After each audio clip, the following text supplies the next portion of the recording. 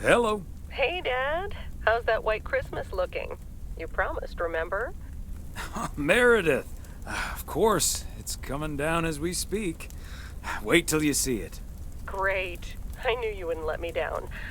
My plane lands Tuesday at 5:30. Perfect. How will you get here? Will someone pick you up? Obviously. I've got the best chauffeur around. His name starts with a T and ends with Amos Weiss. All right, then. I hear he's the best in the business. I'll make sure he's there. 5:30 sharp. Oh, thanks, Dad. See you soon. 2 more nights, Em. Can't wait to see you. Same here. Say hi to Mom for me. Bye, Dad. Bye, Em. Have a safe trip.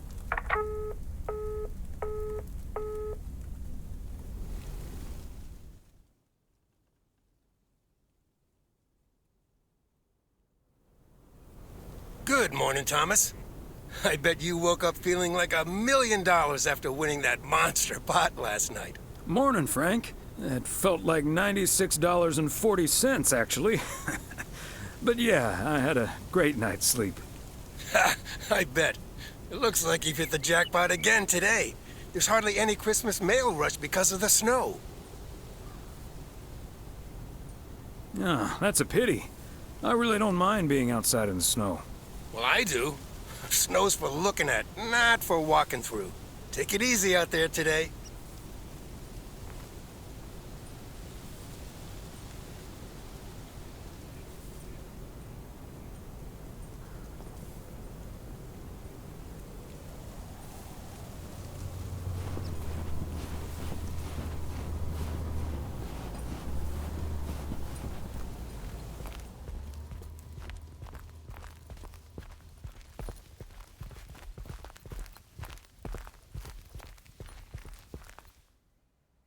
Hey, Thomas. Another day, another dollar.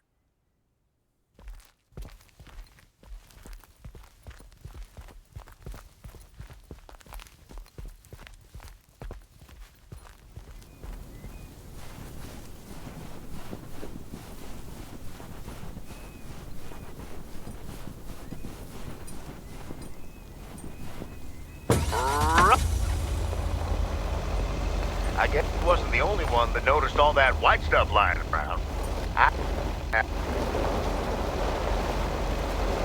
Be a lifetime.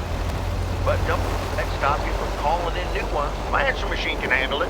PO positive or pet peeves? Don't wanna sleep tonight at all. Just wanna watch the stars fall. But you don't wanna try to make up dreams. Just to be seen. I wanna let you be silent. Quiet. By your breath and open sky.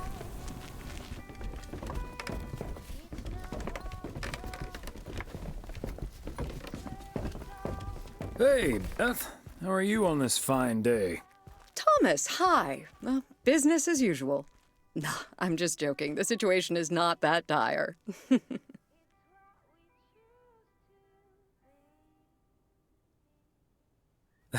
I was going to say, sales can't be bad with the holidays around the corner, right?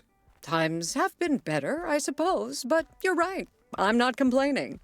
Besides Mildred, there's been an odd customer or two today, and would you believe one of them was even looking for a full set of encyclopedias? Never knew you had a clone walking around out there. Well, that certainly would be something, wouldn't it? There wouldn't be enough books to discuss or wine to consume. By the way, did you know that the world's largest encyclopedia was created in 15th century China and comprised about 11,000 books? Isn't that fascinating? Imagine having to load that into your car.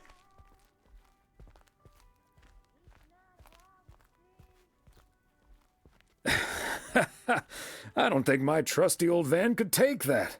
Or my bookcase, for that matter. Well, They do say a good book is easy to pick up, but hard to put down. Get it? How's Emily coming along with Christmas dinner, by the way?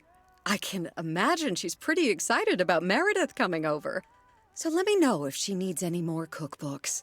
I've got this beauty from Good Housekeeping that's all the rage right now.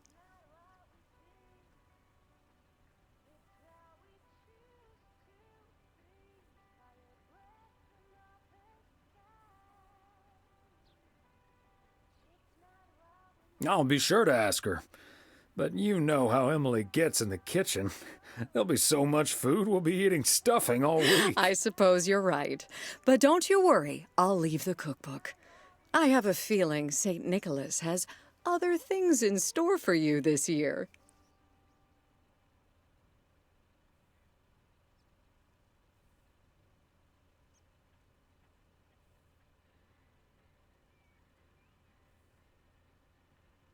Ha! Looking forward to it already. As well you should.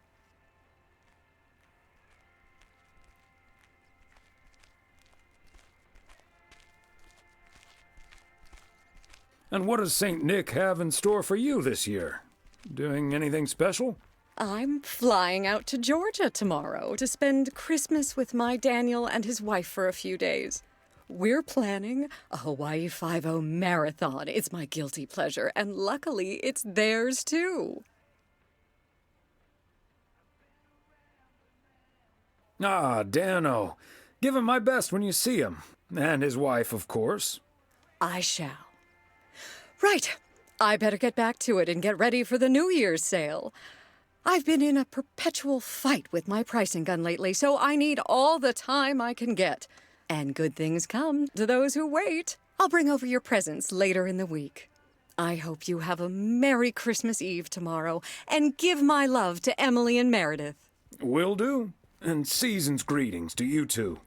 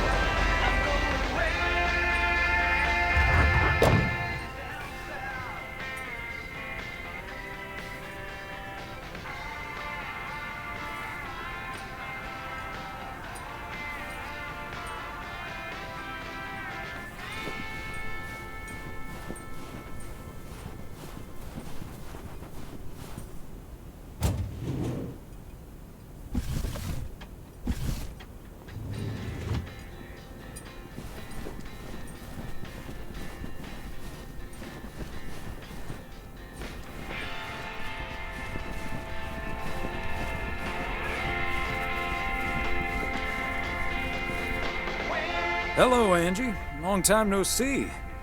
One package for you today. Thanks, Thomas. How's Emily?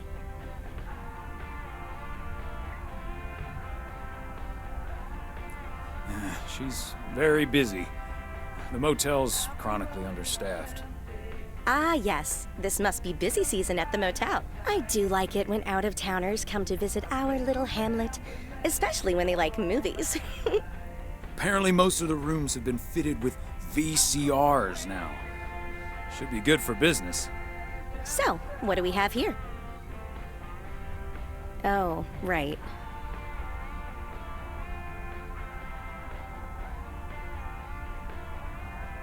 You okay there, Angie? It's just some things from LA. Toiletries, stuff like that. I recently ended my relationship. Angie, I'm so sorry. It's fine. It was my decision, and it was the right decision. The long distance thing just wasn't working out. Still, seeing your spare toothbrush, that shampoo bottle, a stick of deodorant, it just makes it so definite, you know? Like the LA chapter of my life is now finally completely closed.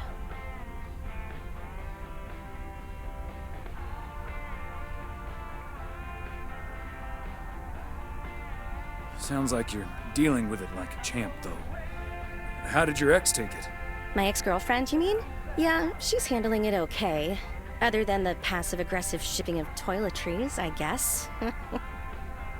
Oh, did you not know?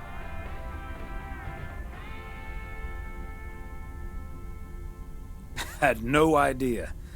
But I mean, it's fine either way, right? I mean, it's not exactly something I walk around advertising around here. This is probably the first time I've seen you blush. Breaking up right before Christmas Eve must be extra tough. Yeah, that does add to the melancholy. Timing isn't exactly my strong suit, I guess. Well, I'll leave you alone with your thoughts. And your spare toothbrush. Merry Christmas, Angie. Merry Christmas, Thomas. My toothbrush and I bid you adieu.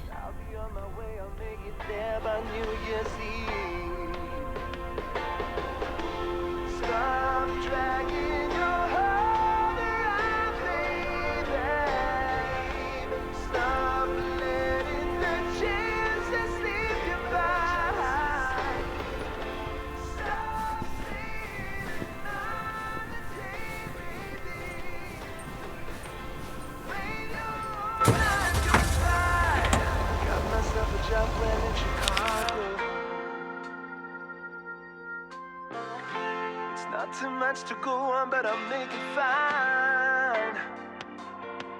Ooh, still anything's better than just hanging around. Stop dragging your heart around, baby. Stop letting the chances slip you by. Stop saying another day, baby. When you're not goodbye.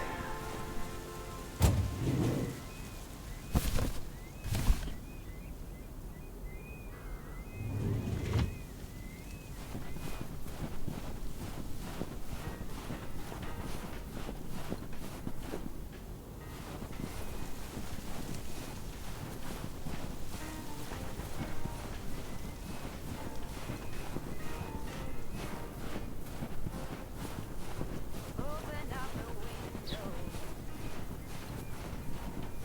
I'm breathing in the last of September. I can feel the wind blow, and the late summer sky is like a giant ember. Everything is turning into gold. When the autumn leaves are playing chases, puts a smile upon my face. They leave their branches one by whirl around there just for fun. Some are faster, some are slow, and some are high, and some are low. Dancing through the last days of September.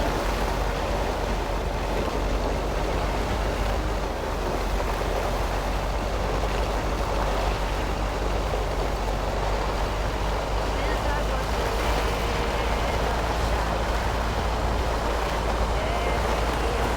The mighty Ambrose River. All frozen over. all the leaves were running wild, going all the way until November. Turn the world around us into gold. Walnut Drive is where Meredith's school friend Jessie used to live. I remember once, Meredith came home from school after learning about walnuts. She asked us if they were named after the street. One by one and whirl around there just for fun.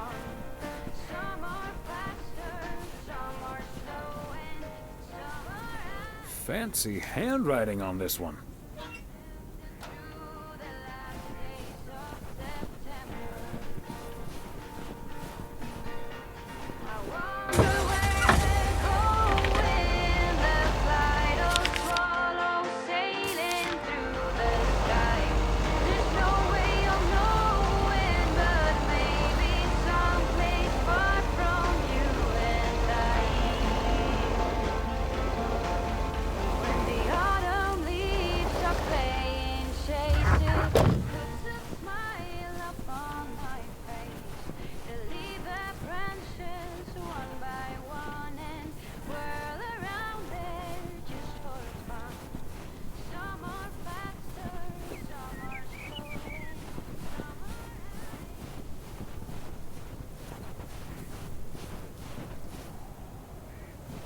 Another satisfied customer.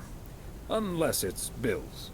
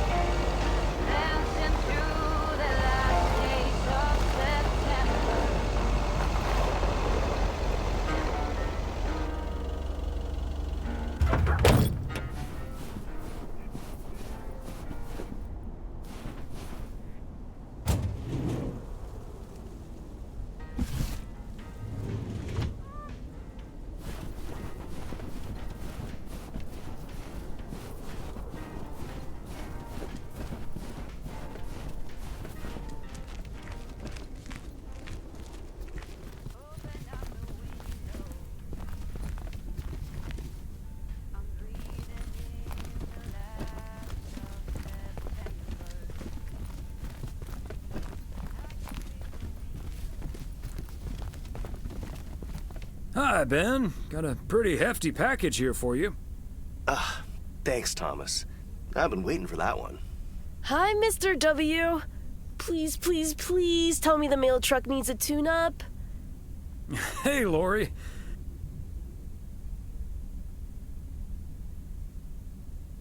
Nope. I'm sorry to say the truck's running like a song. I'm very happy about that. But it's bad news for you. As you can see, Lori's taken a head start on working at the garage. Part-time, and only when she's finished her homework. Are you sure there's nothing I can improve on the old, what do you call this thing again?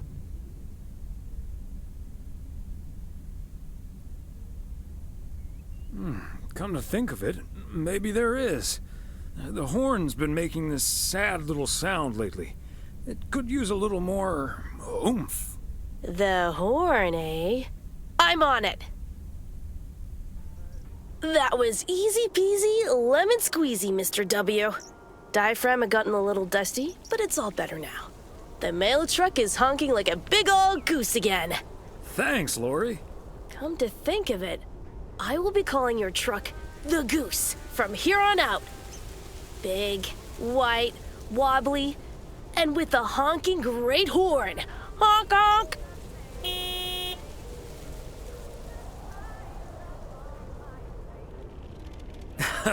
And I will still be calling it the mail truck. Well, gotta be getting back to my rounds. Happy holidays, you guys. Thanks, Thomas. You too.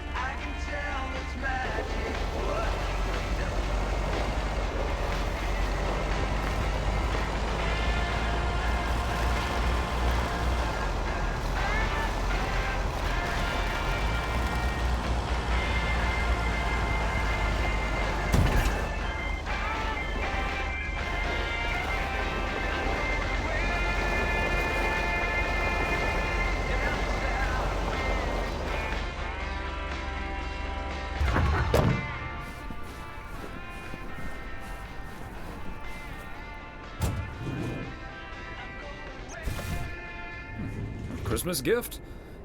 Here's hoping.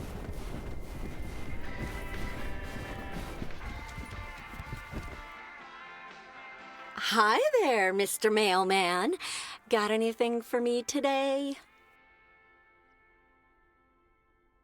Hello, ma'am. Just one parcel. Thank you, sir. It's true what they say about mail carriers in snow. You bet. Nothing can keep me from the swift completion of my appointed round. That too, of course. But I meant that the snow makes them look even more handsome in their uniform.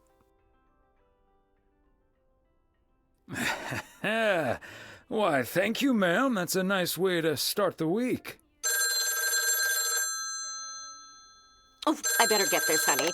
I'll see you tonight. Oregon Trail Motel. How may I help you?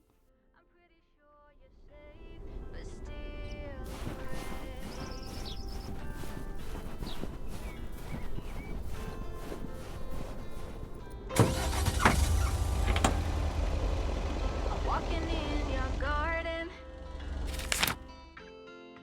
knowing what you're dreaming of. Copper statues of everyone who ever loved.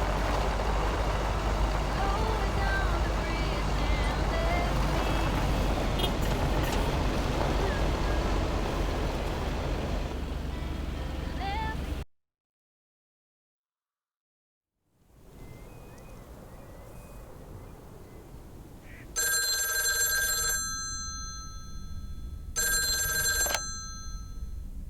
Hello? Hey, Dad. Meredith! Meredith! What's up? No bad news, I hope. Meredith? Dad, I'm so sorry, but I won't be able to make it tomorrow. What's wrong? What happened? Are you okay? I'm fine, Dad, don't worry, but I'm snowed under with work. It's at 86. It needs to be up and running at the start of the new year. I stumbled upon some errors today, and now we need to fix them this week. This sucks.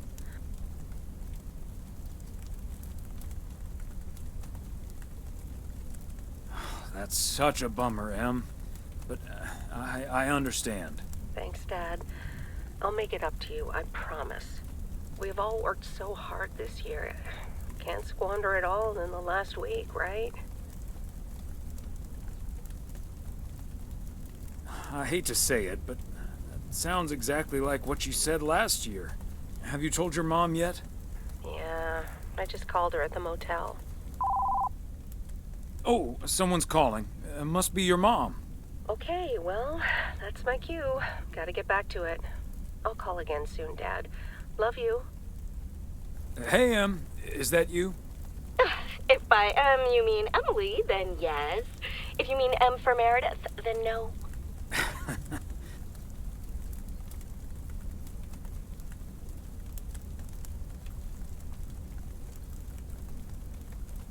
I just got off the phone with my other M, so I was pretty sure it was you.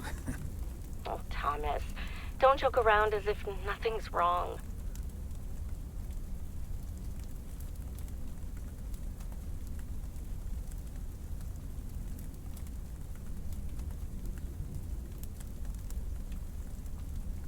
I know, Em. I don't know what to say. Well, just deal with it, like we always do. Why don't we invite someone else? Unless you're happy with just Mildred coming over.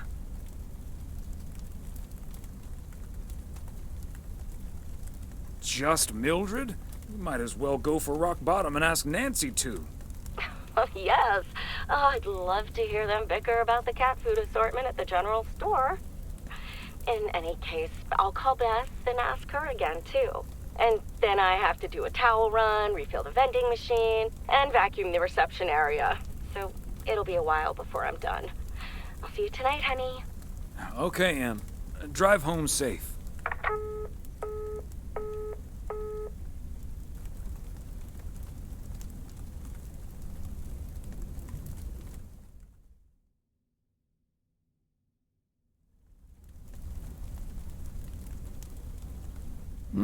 Major League Baseball umpires are required to wear black underwear while on the job in case they split their pants.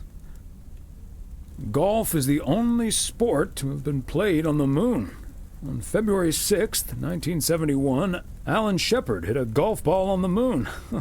Because of the low gravity, it may have traveled more than a mile.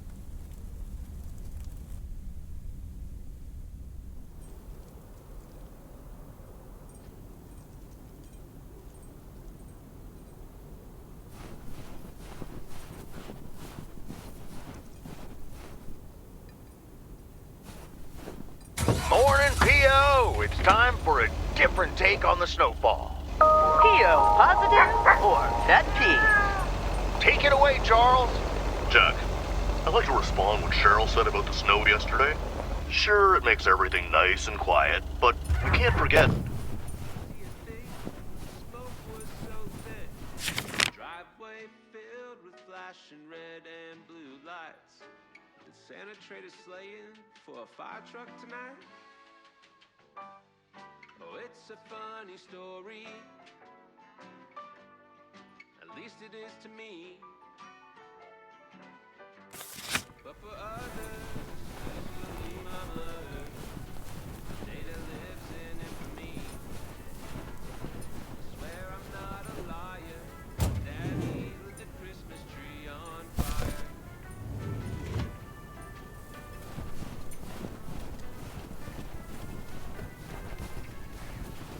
Would it say that my dad drank much more than most?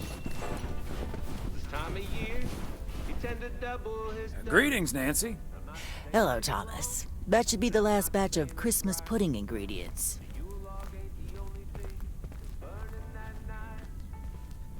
Sounds good. Is it for you or for the store? For the store, of course. I'm not gonna change my cooking schedule just because of Christmas.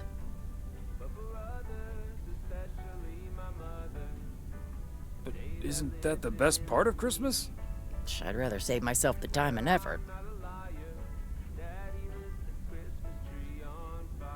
Fair enough. Have a good day.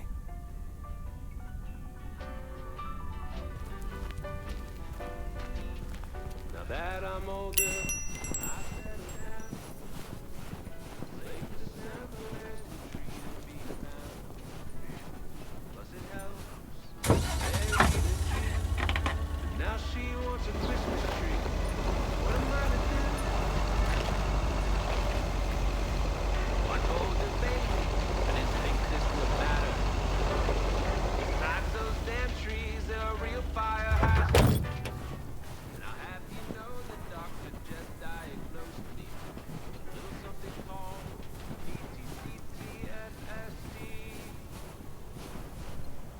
post-traumatic Christmas fire stress disorder. Okay, let's get this to its destination.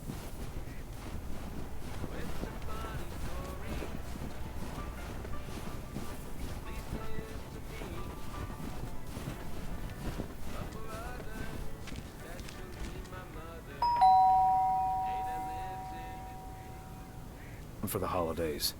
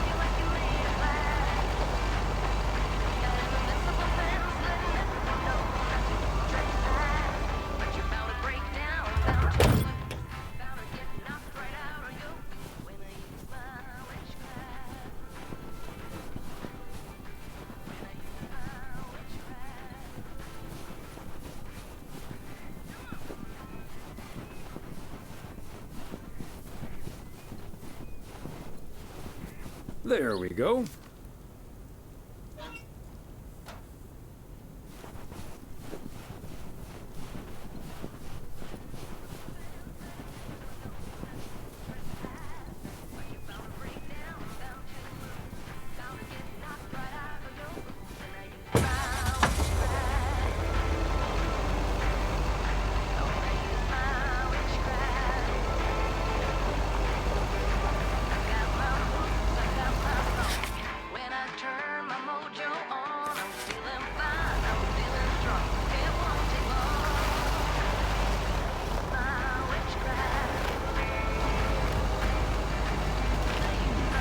Circle. Feels like I'm going round in circles sometimes.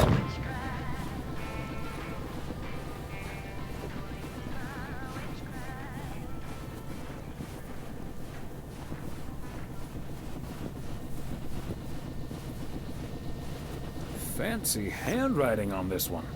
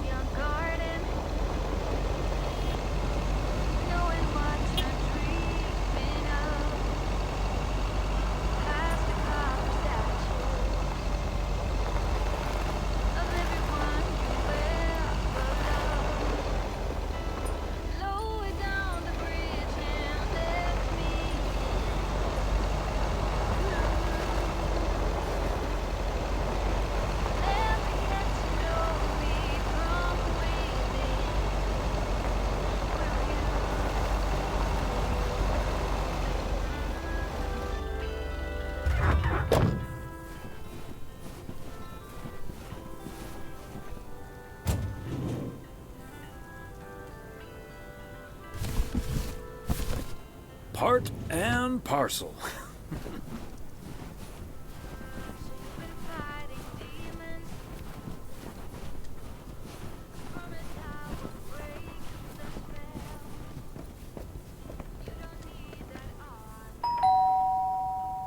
Oh, good day, Kay. Hi, Thomas. I've got a parcel for you. Thanks. I'm sure Santa will be happy this arrived just in time. Anything I can do to help the old man out. How are things with the family? Good. Good. Really looking forward to the holidays. I've been making Grace this great big space station out of ply. It's coming together really nicely. And Barry is getting Max a second-hand guitar as we speak. Oh, that sounds great. I'm sure they can't wait for Christmas. Neither can I. What about you and Emily? Got anything special planned for the coming days?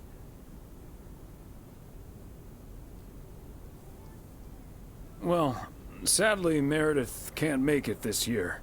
Right. I'm sure she'll make it out here sometime. Yeah, sure. Well, I'd best get on. I have to check on the oven. Or Santa will have to eat charcoal when he stops by tonight. All right, best get back to it myself. Give our love to Barry and the kids. And Santa, if you happen to see him. Will do. You and Emily have a great Christmas too, okay?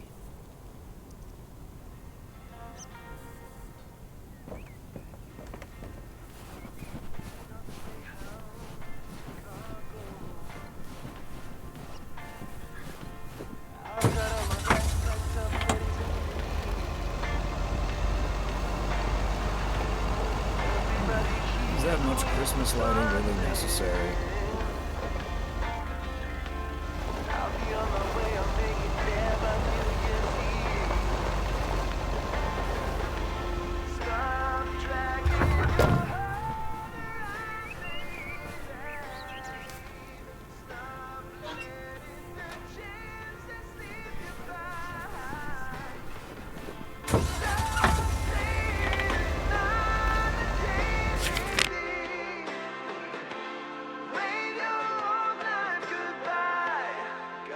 myself a job well in Chicago.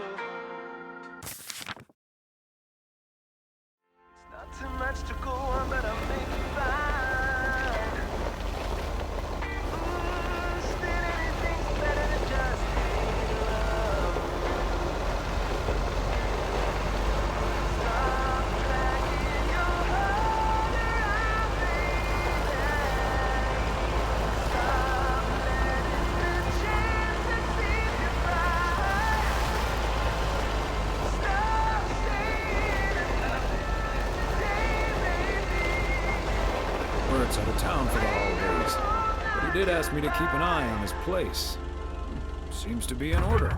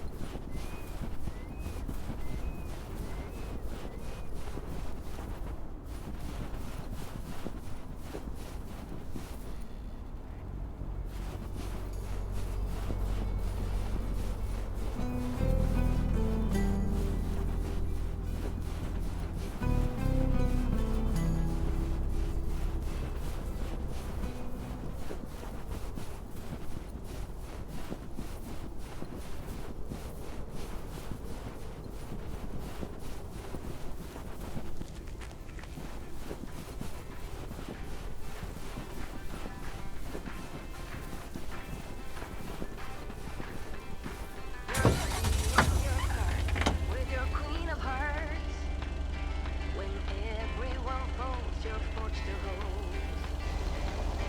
Your place in your bed, showing no regret.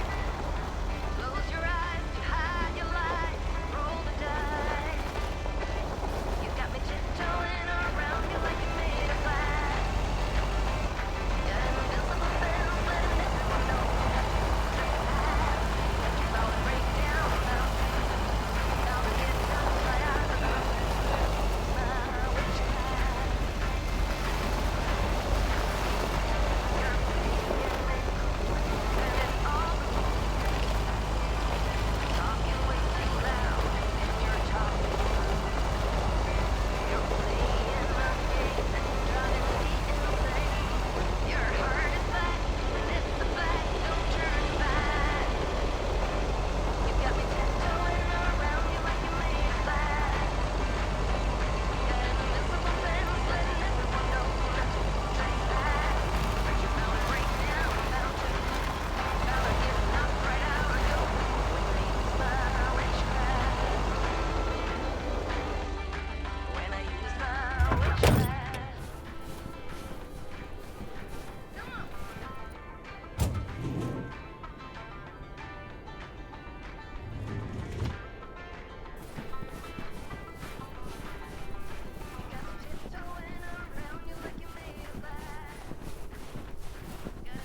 Must be on Christmas break already. I forgot the package.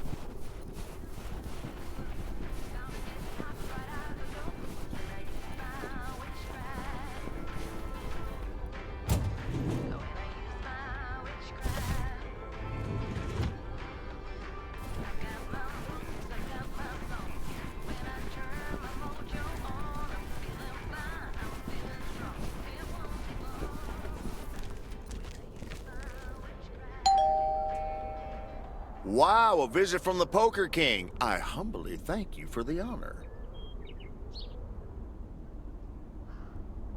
The pleasure is all mine, sir. And this package is yours. Ooh, boy, Frank came through once again. Ah, package from Frank, huh? What's in it?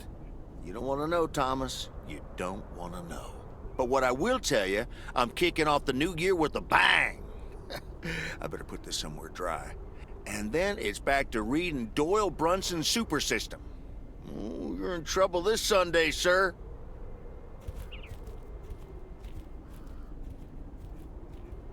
We'll see about that, Jack. Indeed, indeed. Anyway, later, Thomas, and take care on those icy roads.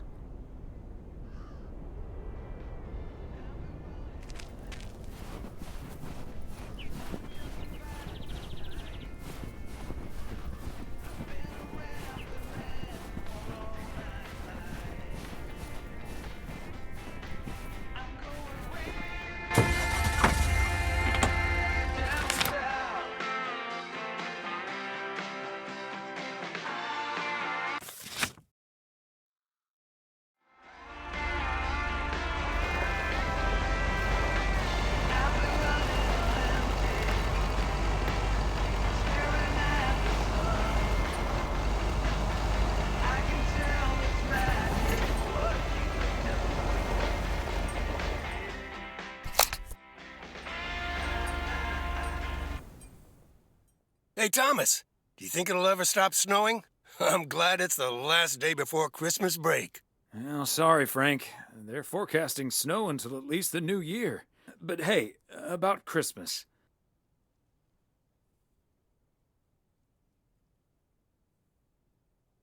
Meredith bailed on us, which leaves us with a bit more food than we can handle.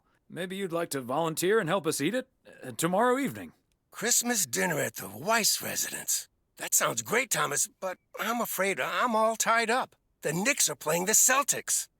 I think the Celtics will go all the way this year, but I wouldn't count out an upset at the Garden.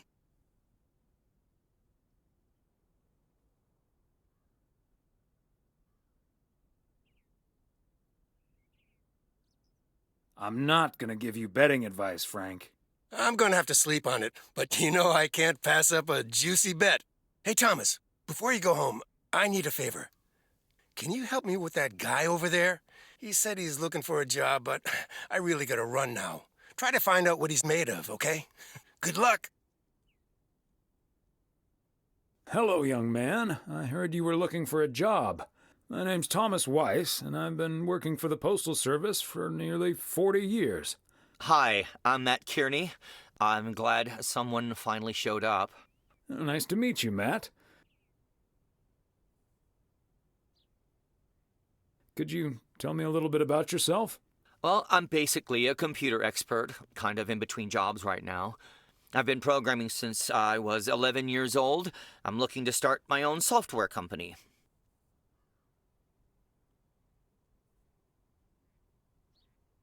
Ah, that's great. So you want to save up some money to start your own enterprise one day? Bingo. I'm already working on it at home, and whenever I have time in my schedule. I imagine that can take a toll on you. I have the focus, determination, and willpower of a professional athlete. Okay. I have a few more questions. Do you enjoy working with customers? I think everyone would enjoy someone who skips the small talk and gets the job done as soon as possible.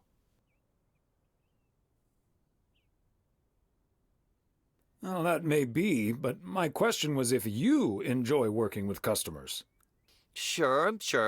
I love people. I love helping people. Could we wrap this up now, please? I don't think working here requires an extensive interview process. I'd like to ask one more question, actually. What salary are you looking for? I know I can't ask for a salary in the computer expert range, but I would expect a salary that reflects a senior position.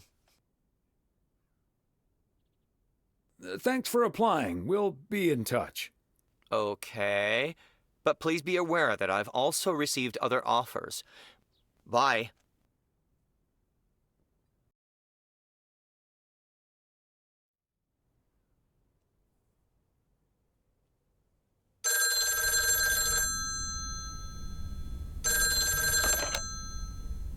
Yep, hello. Hey, honey, it's me. Finally found time to call. I'm having such a busy day. Did you invite anyone else over for tomorrow? Yes, I did, but no takers. So it's just you, me, and Mildred. Or is Beth coming as well? Yeah, Beth is coming. So happy I could finally change her mind. Nice work. She's great company. As opposed to Mildred? No, this is not funny. Mildred is a sweetheart. And you better wear the Christmas sweater she knitted for you last year. I love Christmas sweaters, so don't worry about it. Great. So I won't be the only one looking stupid. Oh, by the way, I've got great news. We finally found someone to take some shifts off my hands. That's fantastic. No more 60-hour work weeks. Do you know who it is? I wasn't at the interview, but I was introduced to him after he was hired.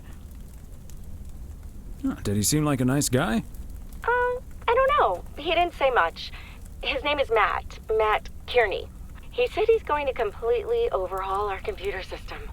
That's the guy I interviewed this afternoon. Really? Did you like him?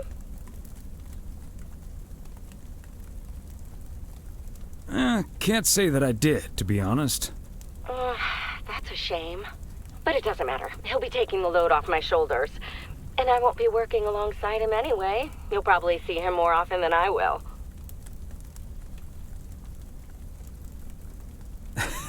You might be right about that. We'll see how it all pans out. Oh, gotta go now. Bye, hun.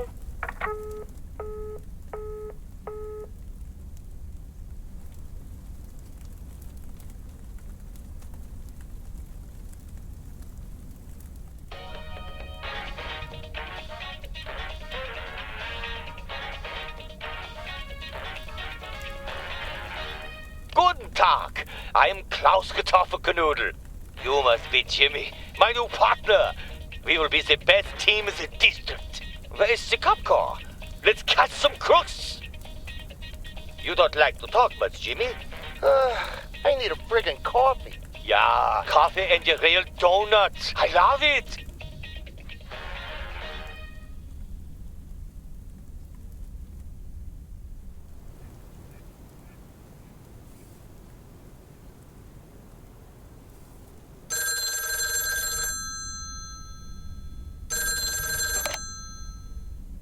Weiss residence, good morning. Hey, Dad. It's me. Hey there, Em.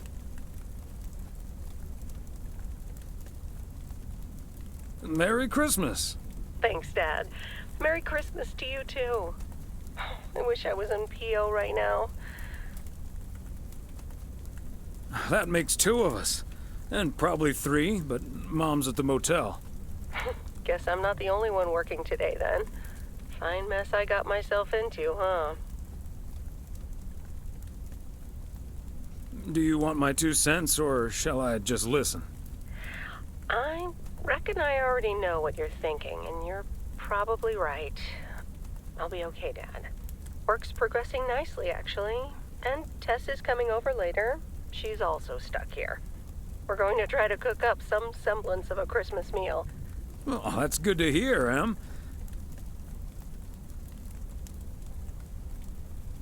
I hope you have a great day, Em. Thanks, Dad. You too. Don't forget to leave some room for Mom's lemon mashed potatoes. Oh, that reminds me. I need to try to pry that secret recipe out of her. I'm gonna call her at the motel right now. Thanks for talking, Dad. And Meredith Christmas. Missile Thomas wishes you the same. Oh, I did not hear that. Love you.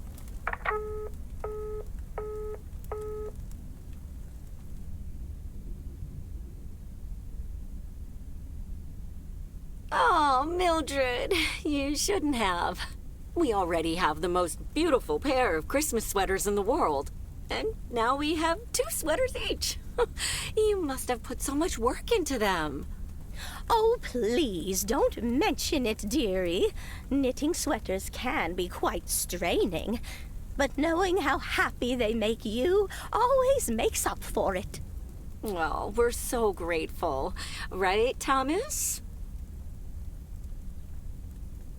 They're beautiful. Thank you so much, Mildred. They're so comfy and colorful. If only it was Christmas every day.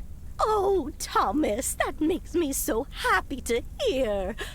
I can't wait to start working on next year's designs. I've also made sweaters for Frank and Jack and Robert and Bert, but they all said that wool gives them an allergic reaction. Isn't that a coincidence?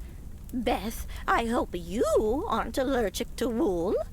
You're not going to believe the coincidence, Mildred, but yes, I actually am. And it's such a shame. If only I, too, could celebrate Christmas wearing one of those beautiful sweaters. Anyway, Emily, would you be a darling and pass me the peas, please? Peas? I don't... Oh, you mean the string beans. I suppose peas would have gone lovely with the meal as well, now that you mention it. Right, Thomas?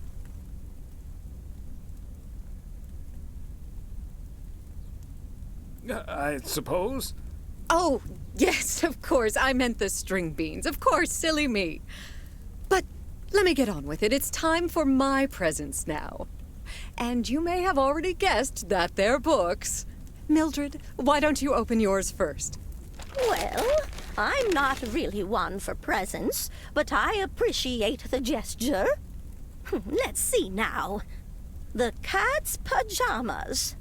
I've never heard of it, but it has a nice title, I suppose. It's an encyclopedia about cats. A Whiskerpedia, if you will. Someone drew my attention to it, and I immediately thought of you. Oh, well, isn't that lovely? Such a heartfelt gift. Isn't it, Thomas?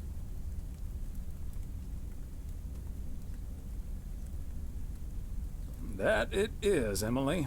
That it is. It is a nice gift, Beth. Thank you. It was my pleasure, Mildred. And now for Emily's gift.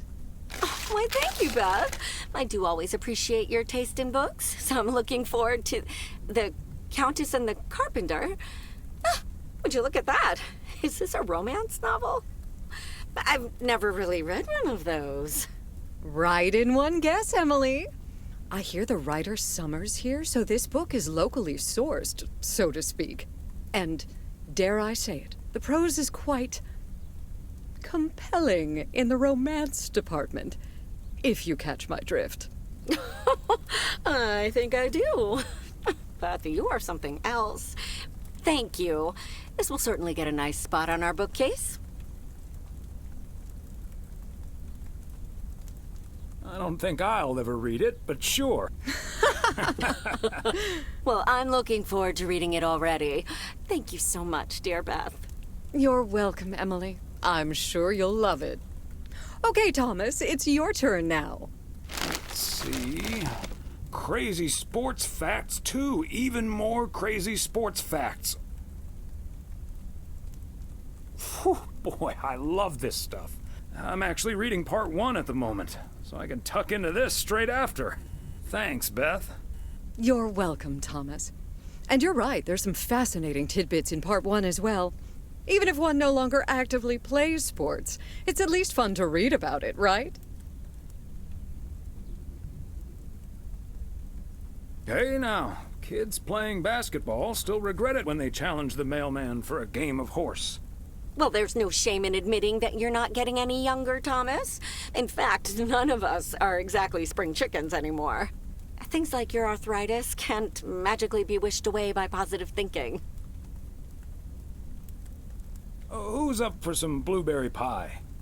Speaking of blueberries, my bridge partner Edna's niece discovered this mole last week. Hold that thought, Mildred. I really need to take this. Hello? Hi there. Could you put me through to Meredith Weiss, please? Excuse me, who is this? Oh, it's Steve. Steve Mitchell from work. Is Meredith there?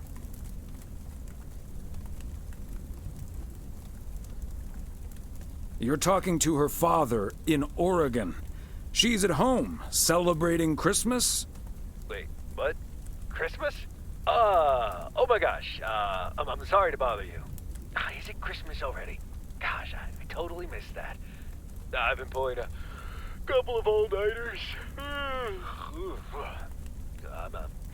I'm gonna splash some water on my face. Sorry again, Mr. Weiss. Enjoy your evening. Bye. Merry Christmas. Everything okay, honey? All fine, dear. Just someone who doesn't understand the spirit of Christmas. Never mind. Beth, you were saying? I wasn't actually, but I was looking for a way to say this, and now's as good a time as any, I suppose. My dear friends, I am leaving Providence Oaks. What? You're what? What's that, dear? Why? Well, before we move on to the sad part, let me first tell you the good part. Ladies and gentlemen, I am going to be a grandmother. Oh, Beth, that is amazing. Well, I'll be. Whose mother? I mean...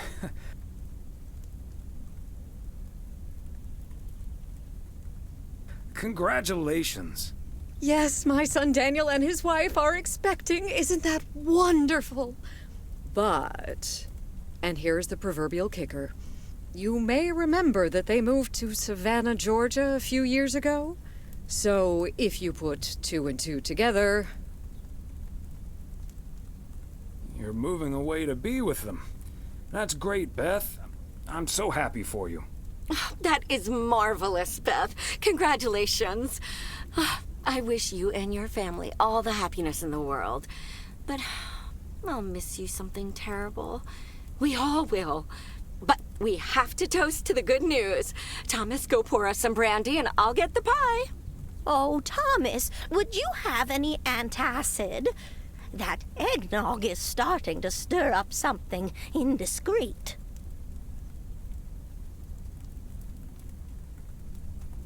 On it. Now, let's celebrate this wonderful evening, ladies. Here's to a lovely old Christmas spent with good friends. Hear, hear, hear. Hear, hear.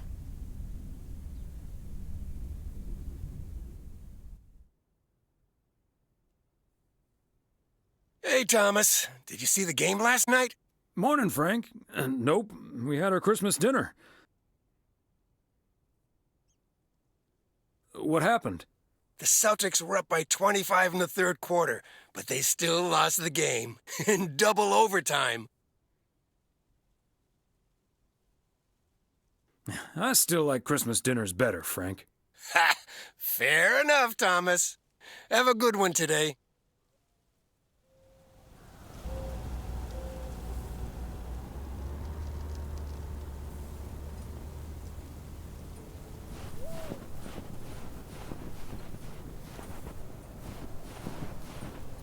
Season's greetings, P.O. It's the second day of Christmas, and I don't have turtle doves or partridges in pear trees. But you know what I do have? P.O. positive or pet peeve? Season's greetings to you too, Jack. It's, Angela here. I watched the movie Gremlins the other day, right in my own cozy VCR-equipped living room. And I just want to say that it was a lovely and inexpensive way to have a great time. Thanks for the tip, Angela. I'm going to assume that wasn't a surreptitious advertising for the Flick Shack. And I'm also going to assume my next rental there will be free of charge. Hey! Okay, on to the weather. It looks like we'll have lots of snow today. How about some music now?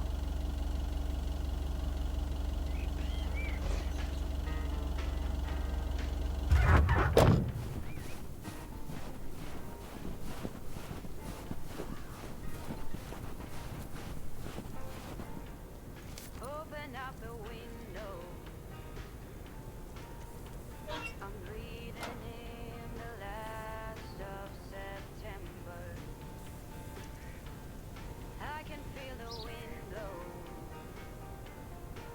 and the late summer sky is like a dying ember. Everything is turning into gold.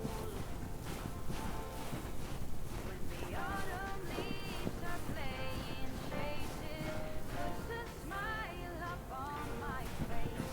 They leave their branches one by one and whirl around there just for fun. Some are faster, some are slow, and some are high and some are low. Dancing through the last days of September.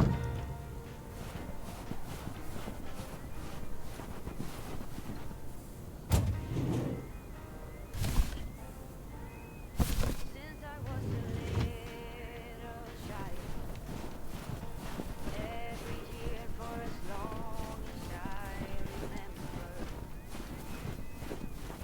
all the leaves were running wild. The Kovacs family always heads to Arizona in the wintertime. And who can blame them? And yet another satisfied customer.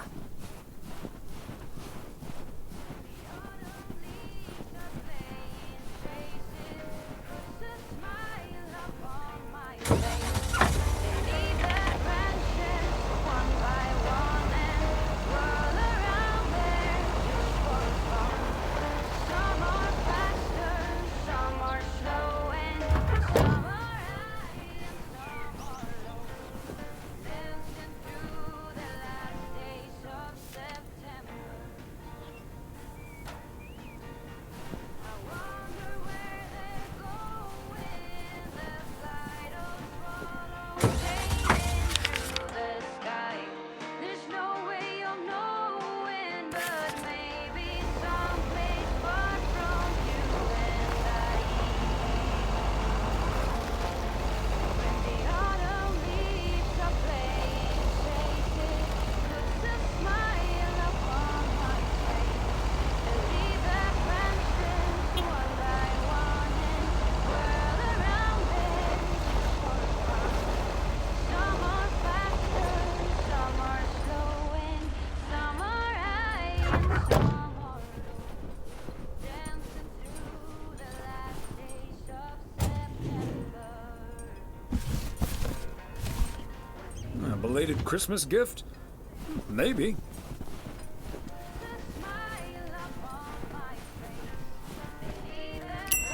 Yes, I understand, but Maureen said... Does it really matter what Maureen said? I can't help that her orders have been delayed because of the snow. She should have just ordered sooner.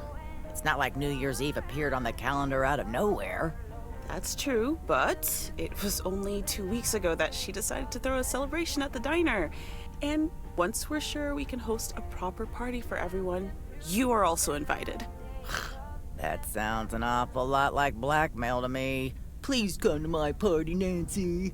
But first, hand over a football team supply of cheesy dip, quiche, and sloppy joes.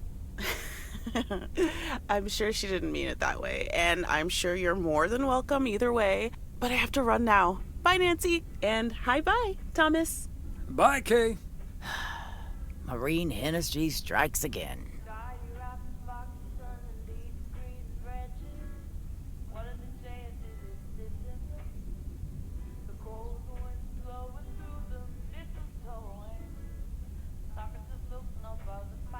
I guess tact never has been her strong suit. That's one way to put it. One thing's for sure, she does not know how to run a business. Always bites off more than she could chew. And now I'm supposed to come to the rescue?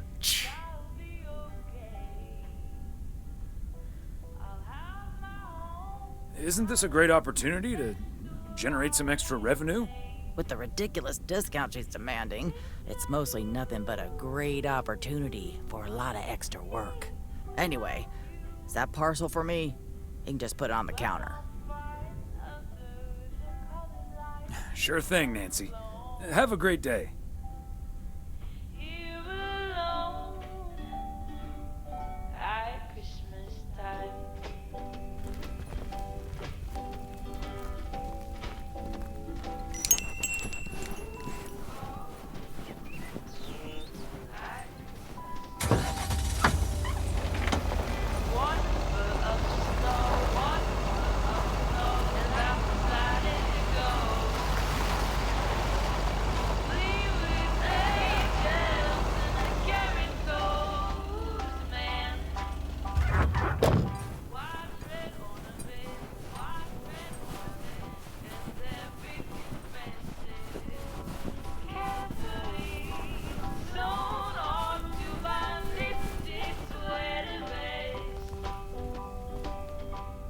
Never forget, Thomas.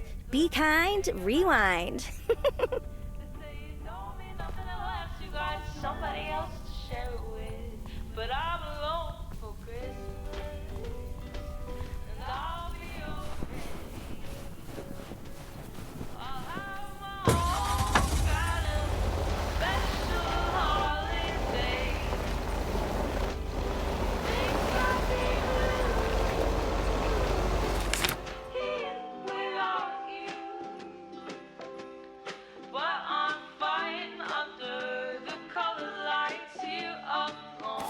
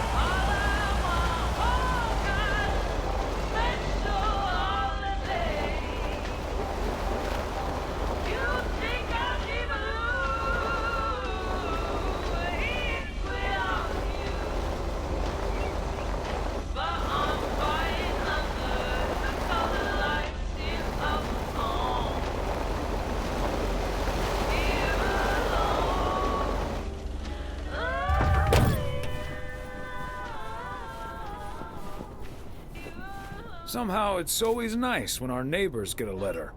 Here's to you, Andy and Toby.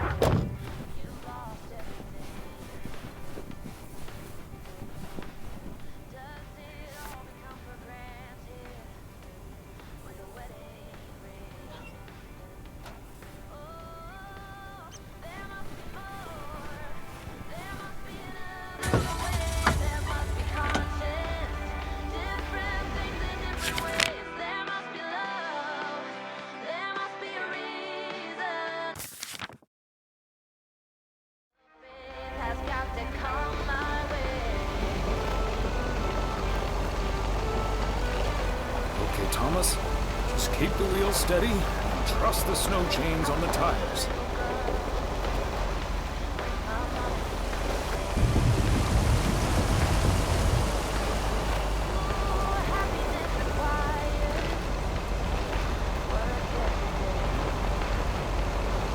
I'm reminded of our honeymoon in Niagara Falls all those many years ago. A little more impressive than our local waterfall, but not by much.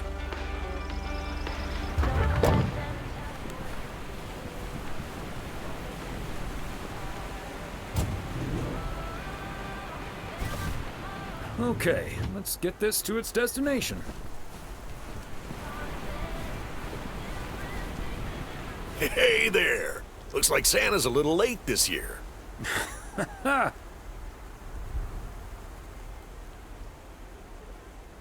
That's what you get for not being a good boy, Robert Harris. Let me try to make it up to you. Take that heavy load off your hands. That must be the fire pit I ordered.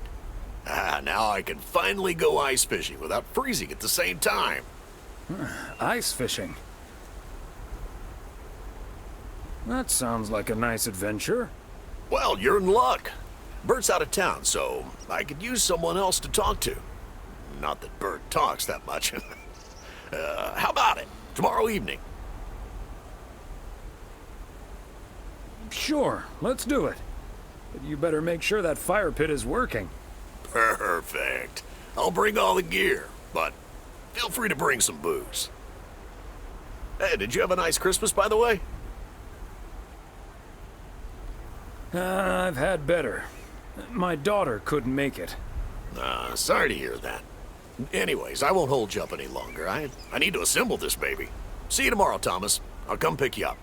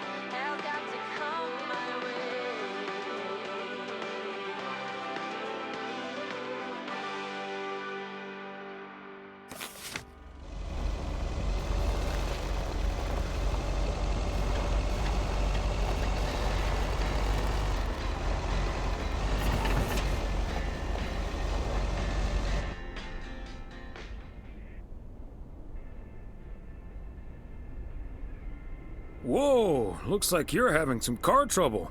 Yeah, just a second, my good man. Gabriel, can you figure out what's wrong with this blasted vehicle? Give me some good news here. I mean, I'm not really a car mechanic, Mr. Price. But I know the smoke isn't a good sign. No duh, Einstein. Say, hey, Mr. Mailman, what's your story?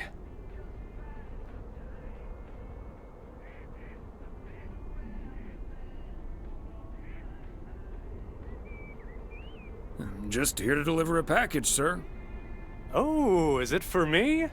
And by any chance, would there be a fully functional car in that package? No, sorry. It's for the motel. Well, then what do I care? What's taking Ilsa so damn long? Gabe, if you don't know what you're doing, then why on God's green earth are you fiddling around with that engine? Just thought I'd pop up in the hood, Mr. Price. What with the smoke and all? It needs to vent. Needs to vent, huh? Never have I felt more like a busted car engine. God! I'm dying in this podunk country-ass town. Bunch of freaking yokels. So, hey there. I see you've already had the privilege of the full Connor Price experience. I guess that car engine isn't the only thing that needs to blow off steam. Yeah, Connor can be a bit much. Anyway, I'm Ilsa Richter, local TV segment producer turned car problem solver. And that sporting young man over there is Gabriel Serrano, local TV sound guy turned amateur mechanic. Emphasis on amateur. Hey, I never claimed to know anything about cars. Just because I used to be a studio tech, Mr. Price put me on engine duty. Anyway, nice to meet you, sir. Nice to meet you. I'm Thomas Weiss. And as the local mail carrier, I know just the guy to fix your car problem.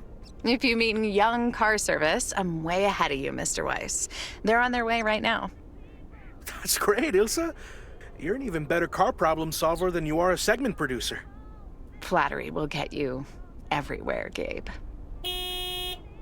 That must be Ben Young. You're in capable hands. He'll have you fixed up in no time. God, I hope so. We need to get to Melville, and we're already way behind schedule. Hey, Mr. Mailman. Come in here for a second, please. Excuse me. Duty apparently calls. Happy travels.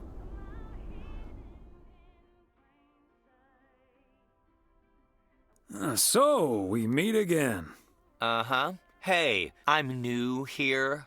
All of a sudden, I have to check in 3 people at once who want their own rooms.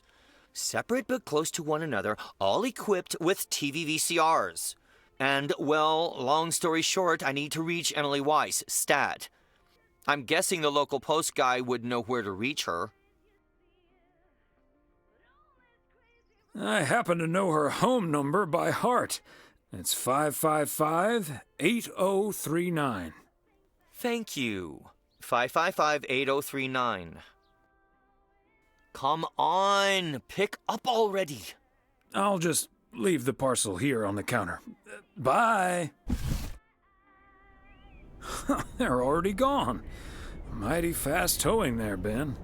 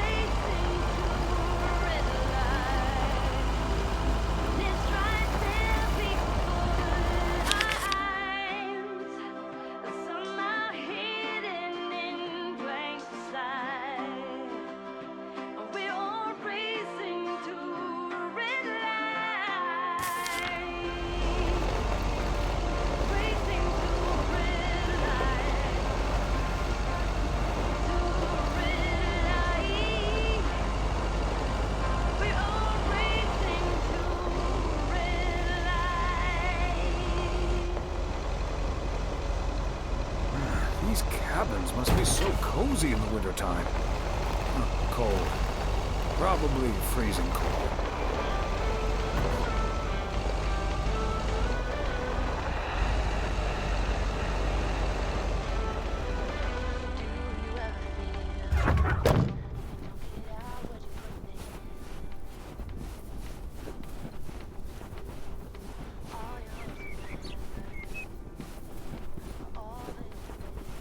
And that's the last one. Whew.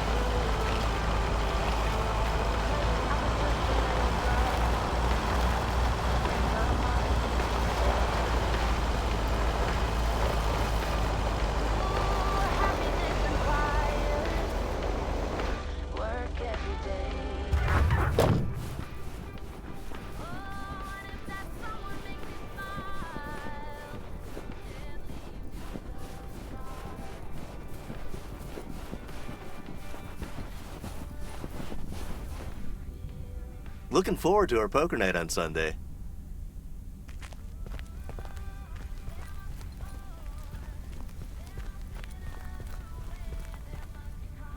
Take care of that goose now, hog dog.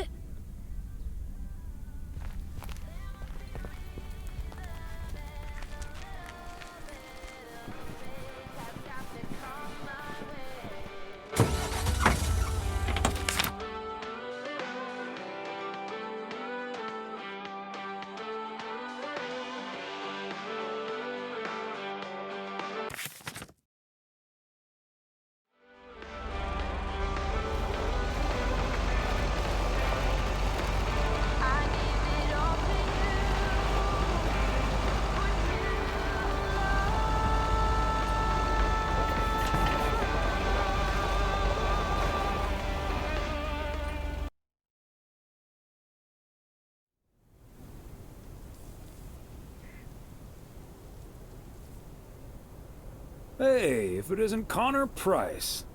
Oh, that's him, huh? He's taller than he looks on TV. Let's hope he's in a better mood now. He was really quite rude to me earlier. Wow, sounds like a real jerk.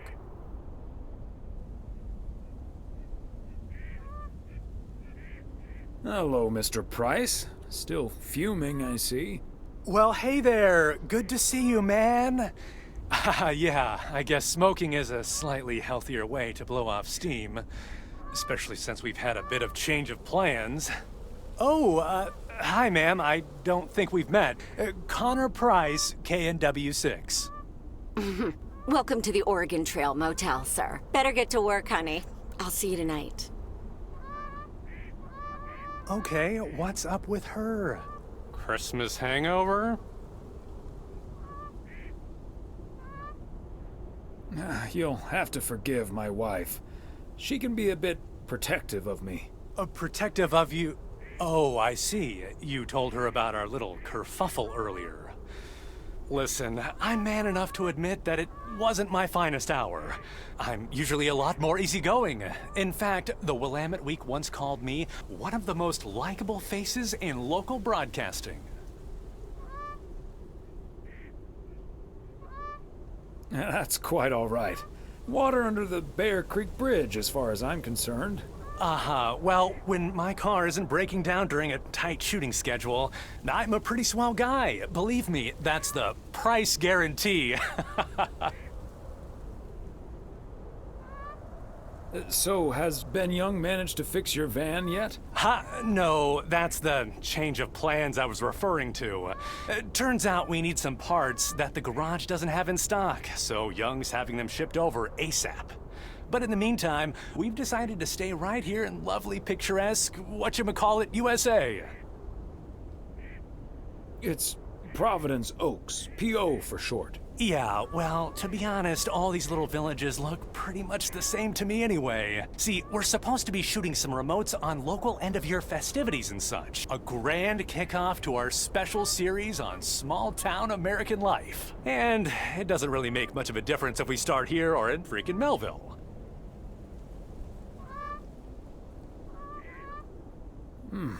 Yeah, I guess that makes sense. A great little place, too. This town has warmth. I like warmth. And so do our viewers, I'm betting. So get ready for your town to be featured in part 1 of The Oregon Trail. Title pending. Might be a little too on the nose.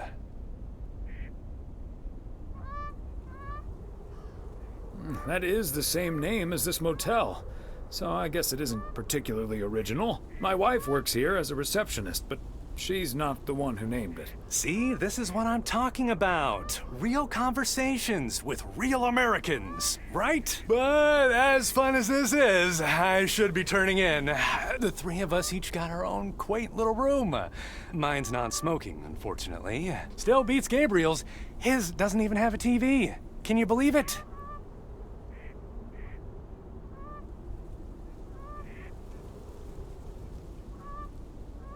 Yes, I think I can. Anyway, great banter. See you around, my main mailman. Bye.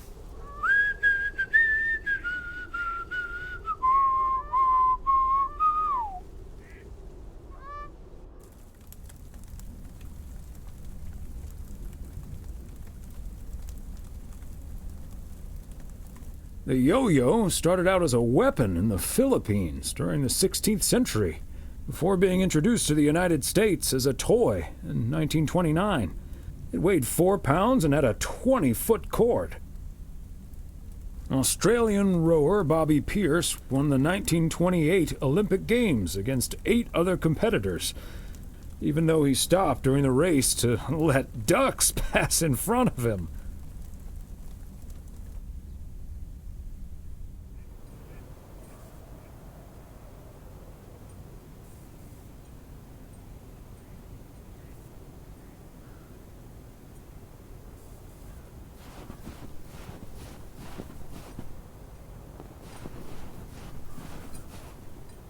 What a gloriously fine Friday it is out there, y'all. Want to hear a PO positive? my frequency. PO positive or pet peeve? Let's hear one from Mildred Meow Jenkins. Hi, Jack. I would like to thank our own Robert Harris for all the snow he shoveled from my driveway this week. He even brought a fish snack for my cats. Say thank you to Robert now, my dears. Way to go, Robert. Feel free to help clear out my driveway as well. It's only about a quarter of a mile. And it'll probably need shoveling because more snow's coming. But we're back to bright and sunny skies later today. Back to the music.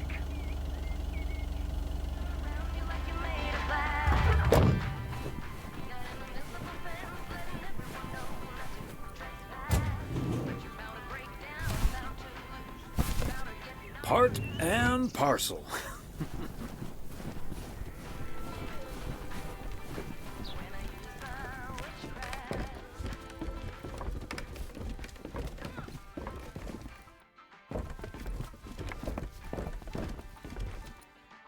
Hi, Beth. Got a delivery for you. Where do you want it? Oh, dear Thomas. I almost didn't see you come in there. I was lost in thought, I suppose. Please just put it on the counter, if you will. Thank you. And thank you again for a lovely Christmas dinner. I had a marvelous time with you all. We loved having you over, Beth, as always. Emily and I had a great time.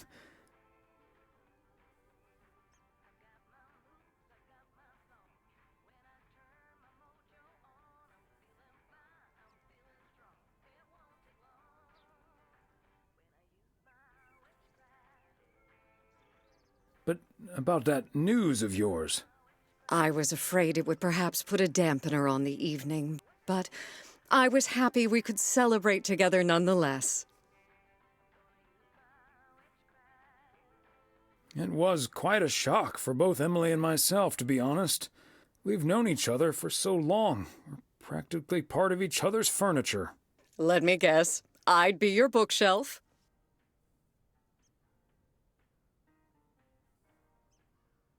Yes, and we'd be your mailbox. Or I would be, I suppose.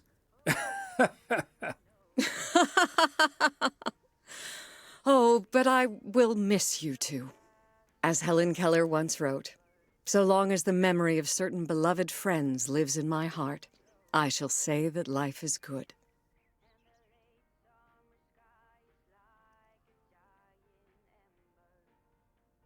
We'll miss you too, Beth. So, haven't you ever thought of moving closer to Meredith over all these years? She is living quite a ways away, right? Thought about it? Yes. Your news has put things into perspective, I suppose. But leaving here would sure be a big step. Maybe too big, I don't know. Who knows? Maybe Meredith will even make it out here one day. And there's always the phone, of course. And don't forget the Postal Service.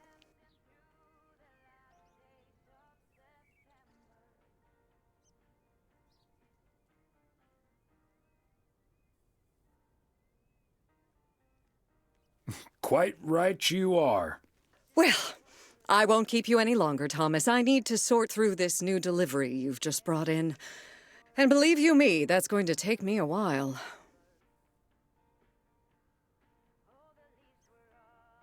I understand. It's best to take your time with things like that. Exactly. Whether one likes it or not. Until next time, my friend. Up and at 'em. See you, Beth.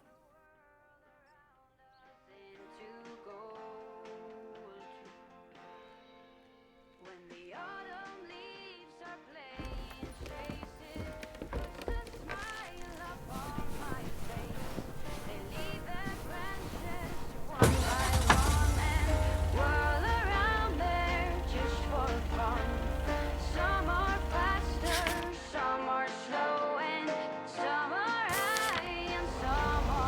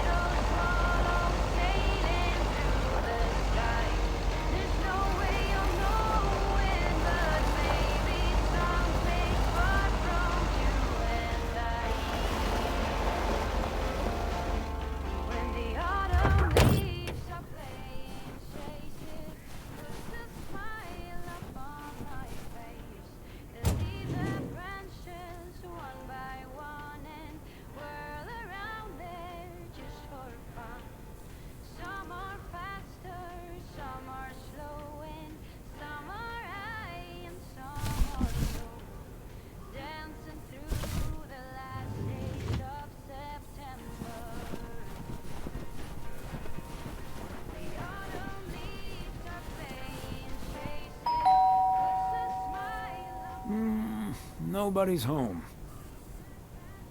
Neither snow nor rain, nor heat nor gloom of night.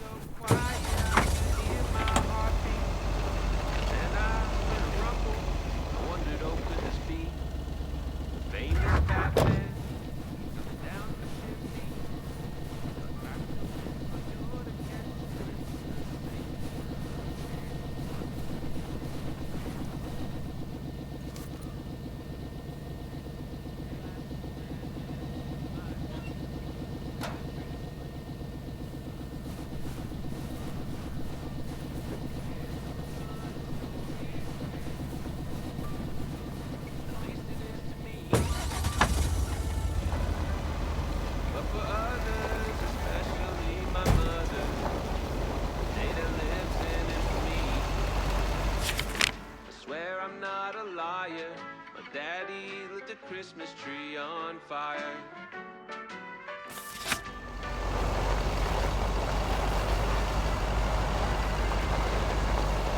But it say that my dad will drink much more than most. Not a year that the devil is done. I'm not saying it's wrong, and I'm not saying it's right. But the Yule log ain't the only thing that was burning that night.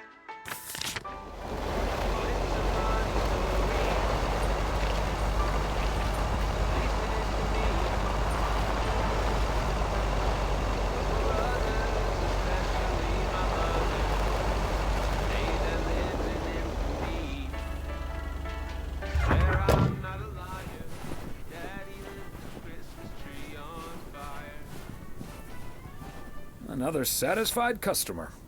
Unless it's Bill's.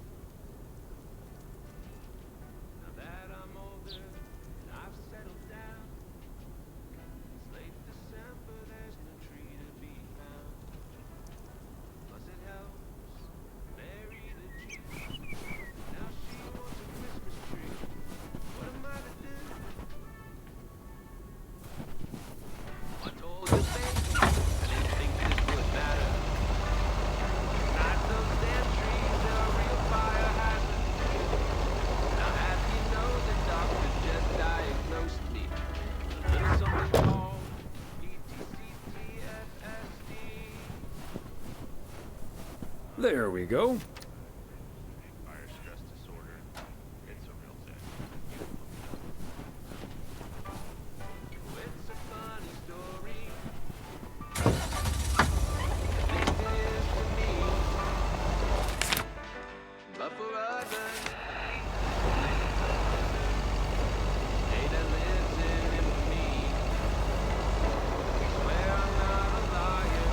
Daddy lit the Christmas tree on fire.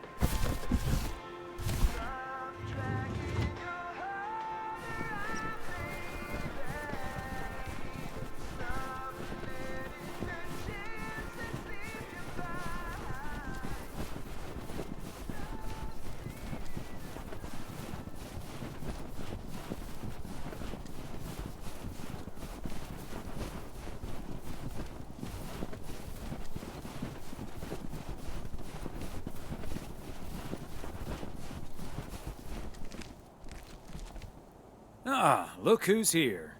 Hey, Thomas. Yeah, I needed to take care of some stuff.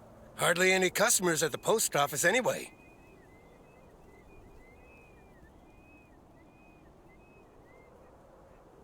I don't know, Frank. What if there's someone who needs to send something urgent? If it's really urgent, I'll drive it over to the distribution center myself. They know they can count on me. If you say so, Frank. It's none of my business. That big sucker you're carrying is for me, huh? Right on time. It's all coming together. Hey, Thomas, you can keep a little secret, right? Of course, Frank. Great. It's not a big deal in any case. A buddy of mine was able to get his hands on some premium quality fireworks. I'm selling them with a nice profit. And anything I can't sell, well, let's just say you want to be outside Moe's Diner when the clock strikes 12 on New Year's Eve. Frank, that sounds illegal and dangerous. I'm going to leave now and pretend we never had this conversation. Okay, Thomas, fair enough. See you at the office. And I hope you still enjoy the show.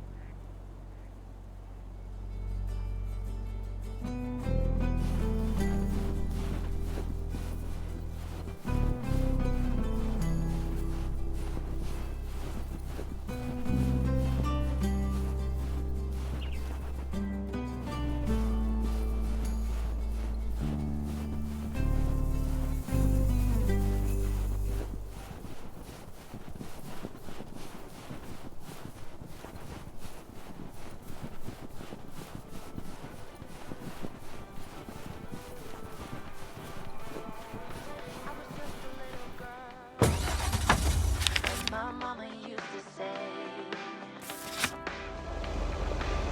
ooh, happiness requires work every day.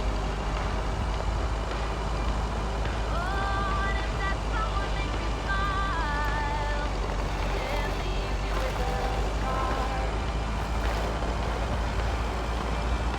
Don't let them tell you what you feel or who you are.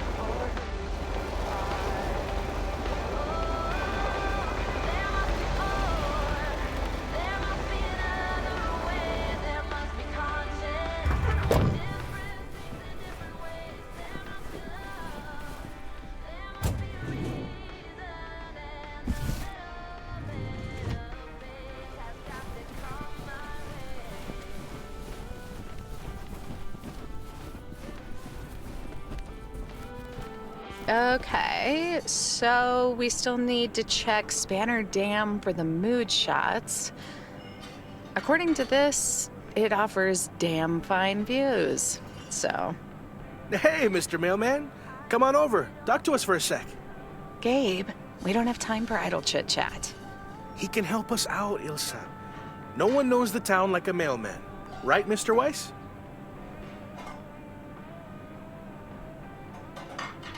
Quite right. What do you need? Yeah, Gabe. What do you need? Well, we're scouting out this beautiful town of yours for our report on Small Town America. It's great, but we could use the inside track. So, any secret spots we're bound to miss, but shouldn't? Well...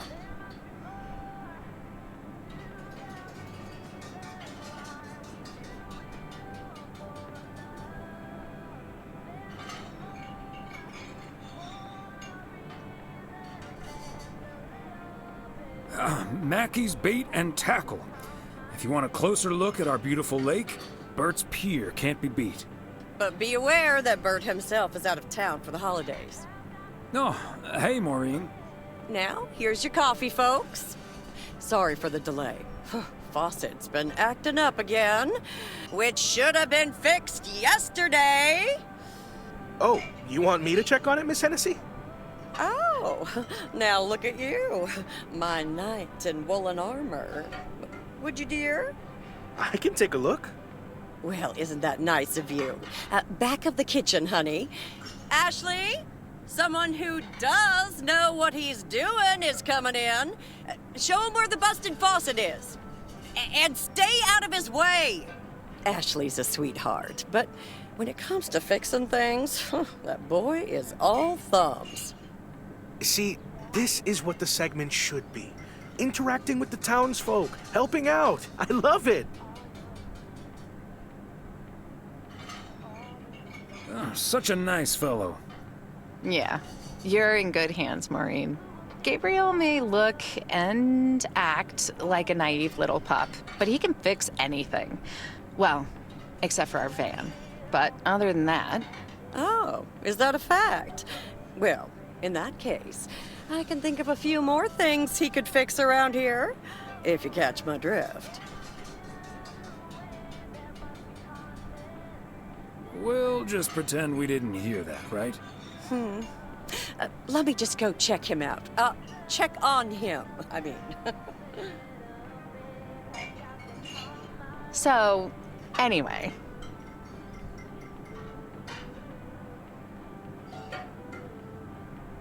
So?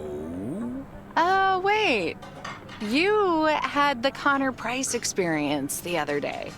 Have you recovered yet? I actually encountered him outside the motel yesterday evening. He was a lot nicer this time. Really? Oh, did he greet you with, "Good to see you, man"? Yes. How did you know? That's his go-to when he's forgotten your name. It's "Good to see you, man" for guys and "Hey, lady" for gals. Really? Wouldn't worry about it, though. He called me Lisa for the better part of a year. Connor's a lot. But I guess after this week, I can update my resume with not just segment producer and car problem solver, but also Connor Price wrangler. Gabriel seems very nice, though. That should make things easier. Oh, yeah. He's a big old puppy dog. He's as uncomplicated as Connor is complicated, so that's a welcome antidote. Well, now, sounds like someone is getting a little warm under the collar for our Gabriel. Just between you and me, honey, I have a hunch that feeling is more than mutual. Maureen, you shouldn't startle people like that. All I know is, I just spent 5 minutes with our knight in the kitchen, and during that time, he mentioned Ilsa about 12 times. Really? Well, Faucet's all better now, Mo. And we should be hitting the road right about now. Right. Thanks, Maureen. Nice talking to you, Thomas. Bye now, folks. Be sure to check in again soon, you hear? Huh, these TV folks sure know how to liven things up, don't they? Indeed, Maureen.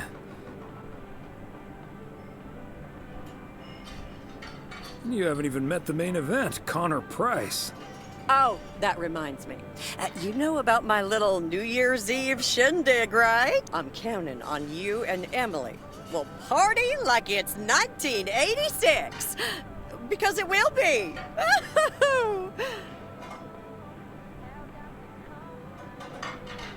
Of course we'll be there. Wouldn't miss it for the world. Best get back to it. See you, Mo. Bye now.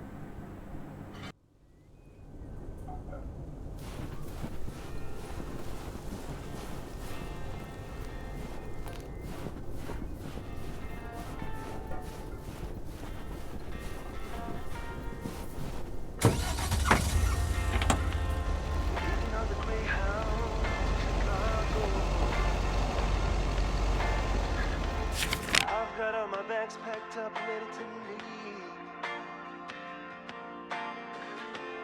Everybody here is waiting for something, but I'll be on my way, I'll make it there by New Year's Eve.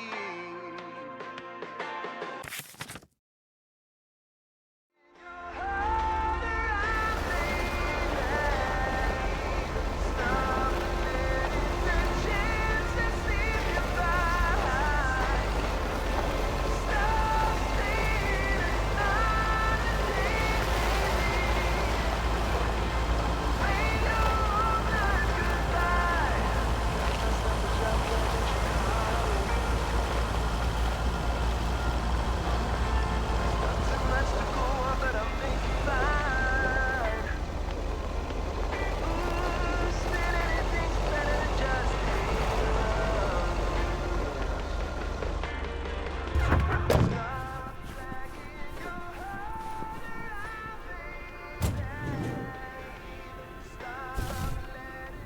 belated Christmas gift?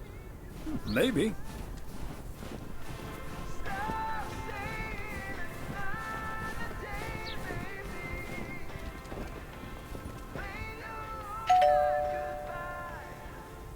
They must be out of town for the holidays. Another day, another dollar. I'm starting to sound like Frank.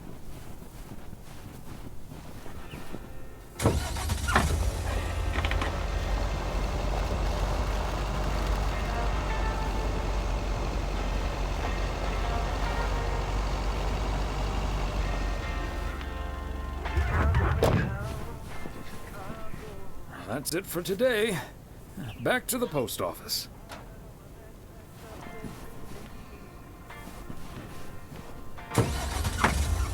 Everybody here's waiting for something.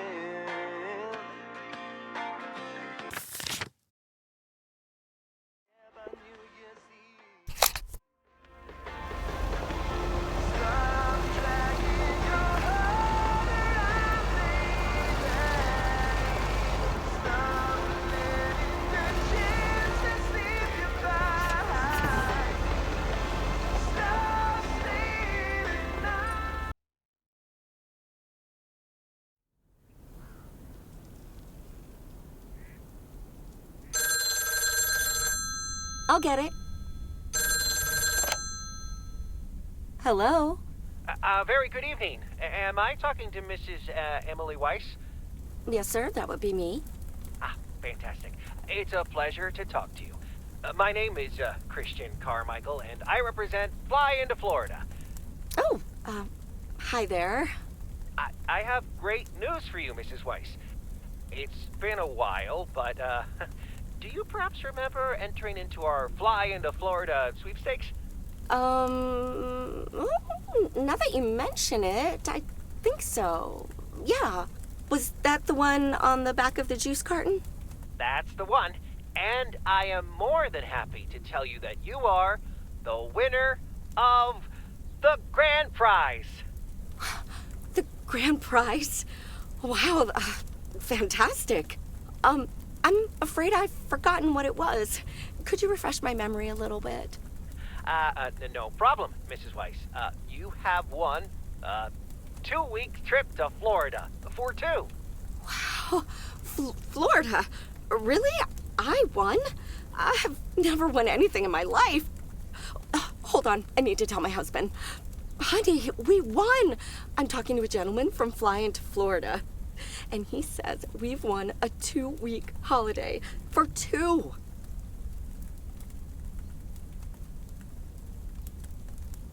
Get out of here, Florida? Wow! Isn't it great? We're so happy. Thank you so much. You're very welcome. You've got plenty of time to let it all sink in. Next, we'll be sending you an extra special envelope. It will contain a confirmation letter, airline tickets, hotel tickets, and I totally forgot to say this earlier, a $500 check covering any additional expenses. Wow, I can't believe this is happening. Well, it most definitely is, Mrs. Weiss. And we'll be making sure you both have the time of your life. There's one thing I must stress. The dates can't be altered. So if you have plans for the first 2 weeks of September, this would be a great moment to change them. And I hope this answers all of your questions for now. Congratulations on winning. And we look forward to seeing you fly into Florida. Thank you. Bye. I think I need to sit down for a moment. Florida. Oh, that's Robert. Sorry, honey. I can't celebrate with you right now. But I'll make it up to you tomorrow night at Moe's. I will hold you to that. Have fun on the ice, hon. And when you start to freeze out there, just think of sunny Florida.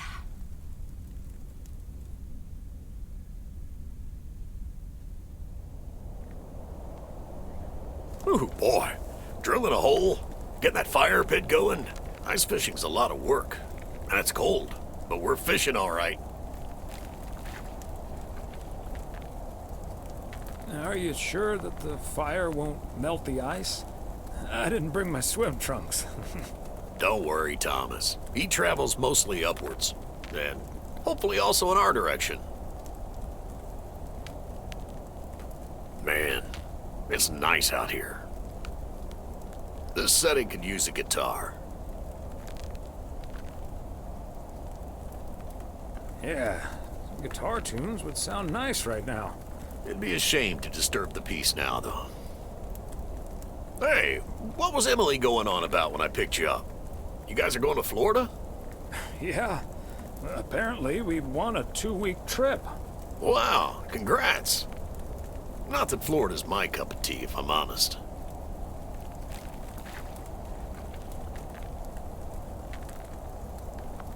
Oh, you'd rather stay in good old P.O., huh? Yep, I'm perfectly happy with what I've got right here.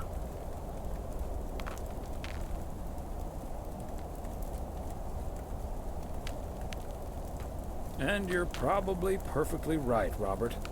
Yeah, I'm not always perfectly sure about that. Could be that I'm a little stuck in my ways. But at least I'm not desperately looking for the one, you know?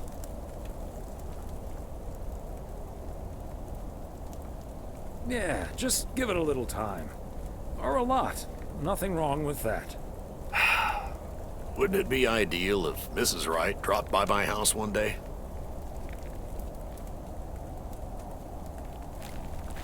Wouldn't it also be ideal if we caught the winning lottery ticket from this here frozen lake? Let's drink to that. Would be a shame if Emily filled that flask of yours for nothing. Take it easy, designated driver. One sip won't hurt, sir. Cheers. Now let's catch a fish and get the hell out of here.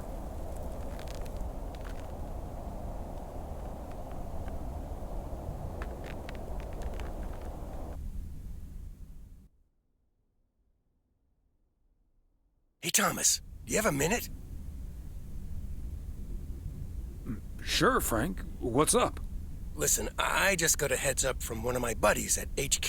He said Walter Morgan left for P.O. with tires screeching. I need to lay low for a while. If you see him, you haven't seen me, okay?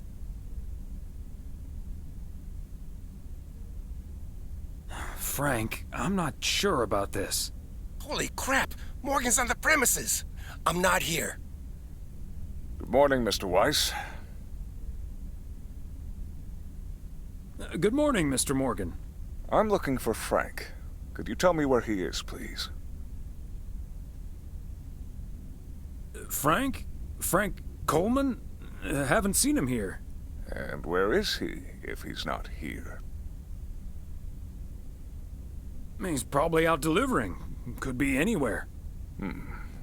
I guess I'll have to be patient then. We received a report that a man with a mustache dressed in a light blue shirt was offering illegal fireworks to people in the postal office parking lot. If that man is Frank, and I'm sure it is, then that's strike 3 for Mr. Coleman. Please tell him I'm looking for him. Have a good day. Is he gone? Yes, Frank. Holy crap, that was a close call. Thanks so much, Thomas. I guess Frank Coleman's going into hiding for a while. Frank, don't you think it's better to just come clean? Don't worry about it. It'll blow over like always. See you Sunday evening. I guess we'll have to play poker with the curtains closed.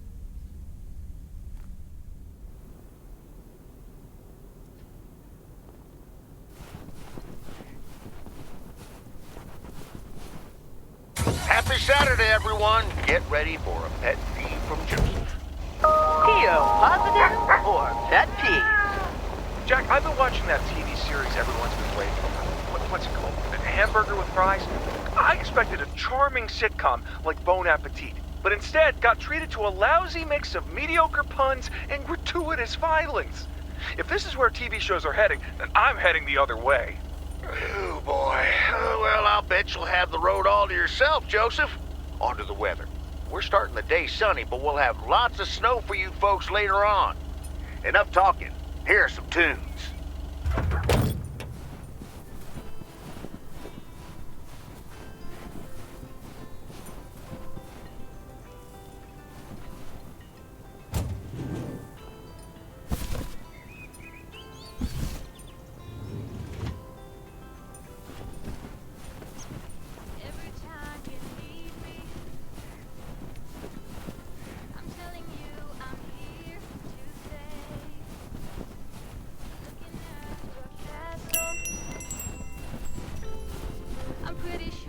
Ah, there you are. Could you bring this box over to the diner? And if they ask, there's no discount. I'm sorry, but no. Parcels need to go through the post office first. Oh well, then don't. I couldn't care less about that party. Oh, wait. It's for the New Year's Eve party? All right, I'll do it. Thanks. And remember, no discount. That's not my business. Just going to drop off the box.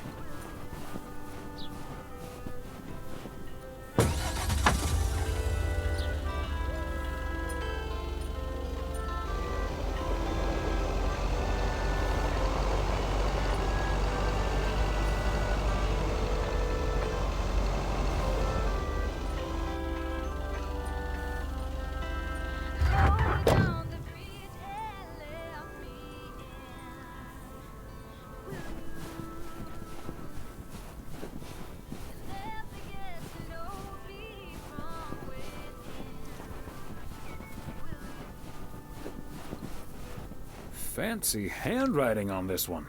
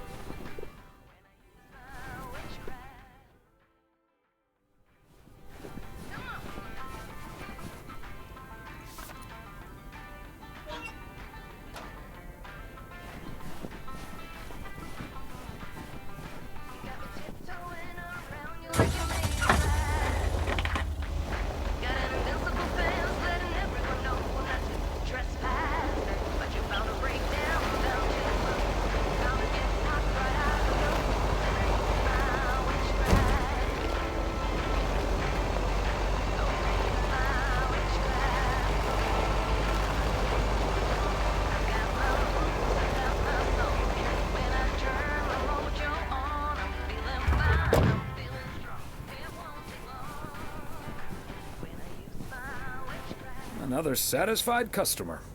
Unless it's Bill's.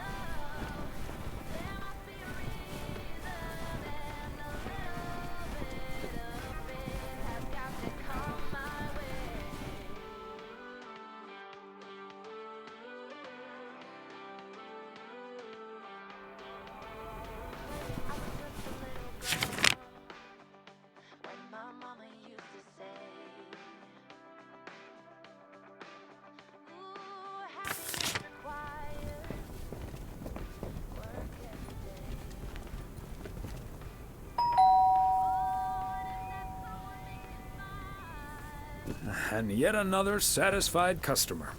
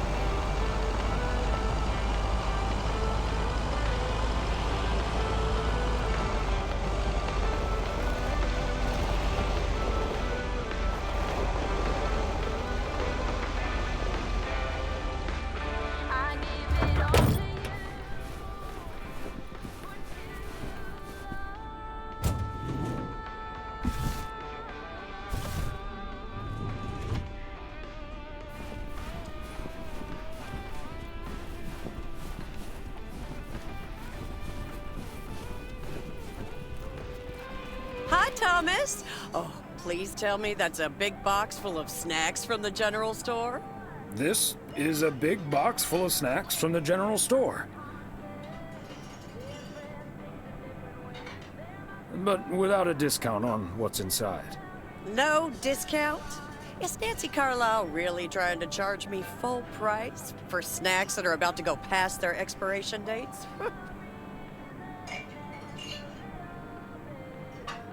Yikes, that would be pretty sad. I can't believe people could be like that. That heartless creature. Maureen, easy now. She just drives a hard bargain. Pardon my French, Thomas, but she always manages to drive me up a wall. I'll stop bothering you now. I'll think of something, don't you worry.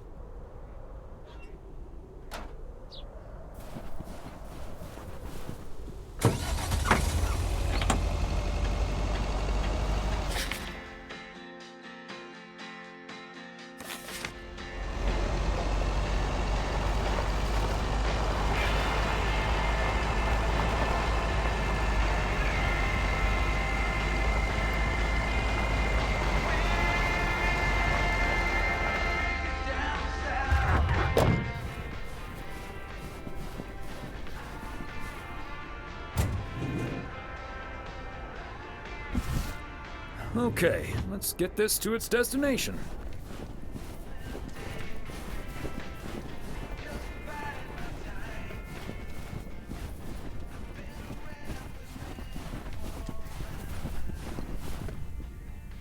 Yet another heavy package for you, Ben. Let me take that off your hands, Thomas. You know I feel guilty enough as it is. Having you lug around those car parts week in and week out. That's the job, Ben. Neither snow nor rain nor heavy packages Stay these couriers from the swift completion of their appointed rounds. I'm serious, though. If you don't mind me saying, you're getting up there. Ever think of hanging up the old coat and bag?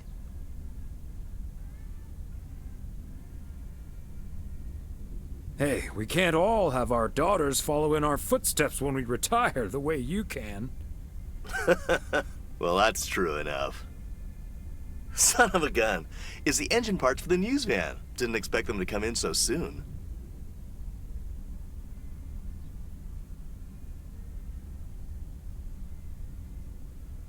Oh, that's great. Now they'll be able to roam around PO for their report. Yep. With any luck, that thing will be up and running before the end of the day.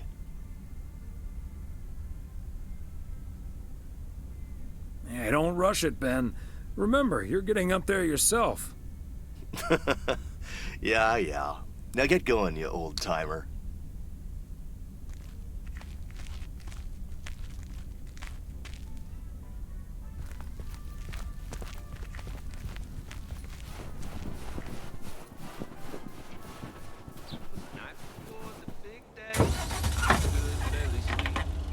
House was so quiet I could hear my heartbeat. But then I heard a rumble. I wondered, oh, could this be the down the chimney? I opened my door to catch the same. Hardly see a thing. Smoke was so thick. Driveway filled, flashing red and blue lights. Santa traded slaying. Hello, Thomas. Hi there, Beth. What brings you here? I saw you arrive just now, so I decided to venture across the road with a minor request. Sure thing. What can I do you for? It's just one small thing, I promise, and, well, I suppose you can see what it is. A first gift to the little one, you see, since Christmas in Georgia fell through. It just needs an address, and I'm not sure where to put it. Could I leave this with you so you could make sure it gets where it needs to go? I have the information right here on an old envelope. It's the return address in the top corner.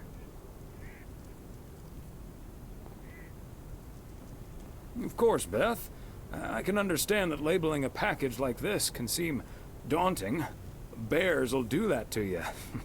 You're a real gentleman, Thomas. Thank you. I have a stack of returned holiday gifts that need sorting before I close. I've handled many a strange parcel in my day. Not to worry. I'll take care of it.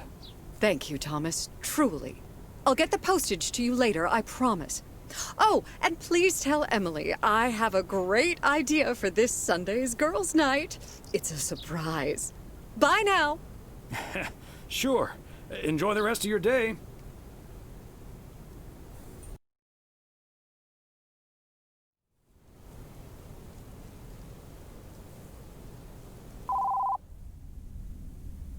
Hello? Hi, Meredith. It's us. Your dad is standing right next to me. Hiya. Hi. Shouldn't you two be at Moe's right now? Yeah, we're about to jump in the car, but we wanted to share some exciting news with you. Oh, first things first, though. How was your Christmas? Well, I worked. And Tess and I made a Christmas meal you probably won't ever find in a cookbook.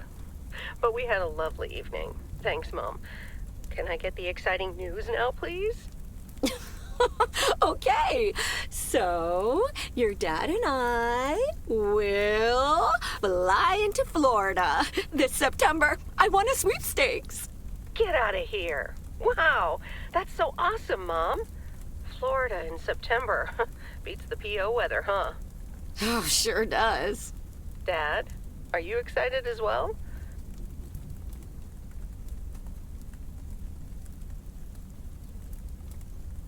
I sure am. Aren't you worried about flying there? Last time you came to visit, it took a few hours for that green tinge to leave your face. Oh, Meredith, don't make it worse than it was. Fine, fine. Maybe he just boozed too much on the plane. Have you checked if the flight includes free cocktails? Best bring your flask, Dad, just in case.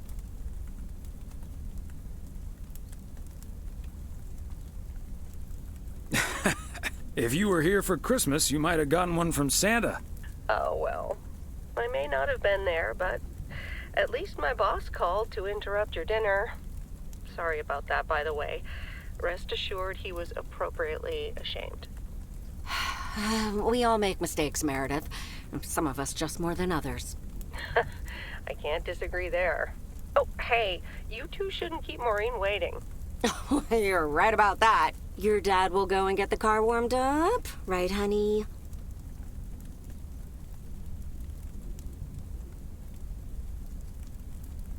That's my cue. Bye, Em. Take care. Bye. Have fun tonight.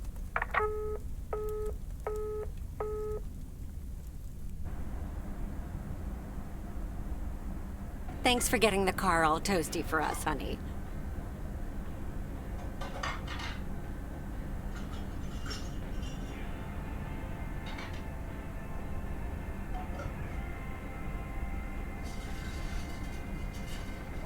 You're very welcome, dear. It's my pleasure. We've been doing this for decades now. And I've never stopped looking forward to spending my Saturday evening here with you.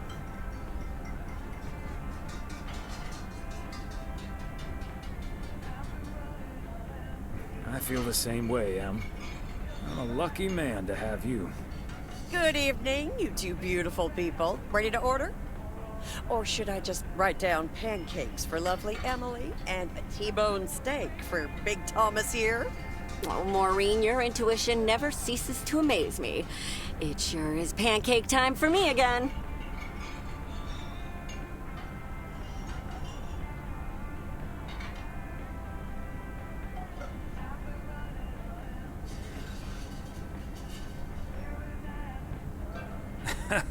Big Thomas would very much like that, Maureen. Thanks. You got it. Be right back, folks. Ashley, it's pancake time! And get the steaks out! This will never get old. But Beth making surprise plans and this Florida trip landing in our lap got me thinking a little bit. If we're getting close to being able to do whatever we feel like doing, does that mean we should stay in PO forever?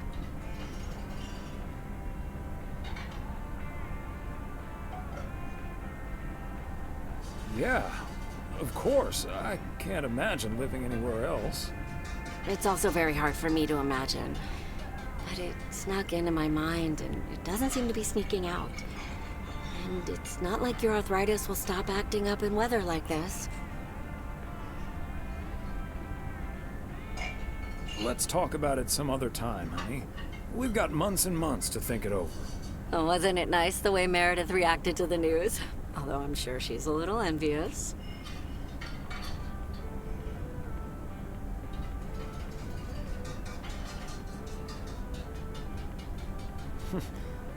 Perhaps, but she'd have a hard time trying to relax. She probably wouldn't be able to stop thinking about all the things on her to-do list. Okay, folks, while Ashley's busy in the kitchen, it's time to fill Moe in on a few details. A little birdie told me you two were off somewhere fancy. Maureen, I was planning on telling you and the girls all about it tomorrow evening. But I'm sure you've also heard it's Florida in September. Florida in September. Oh, imagine that. Oh, I'm so happy for you two. Thanks, Maureen.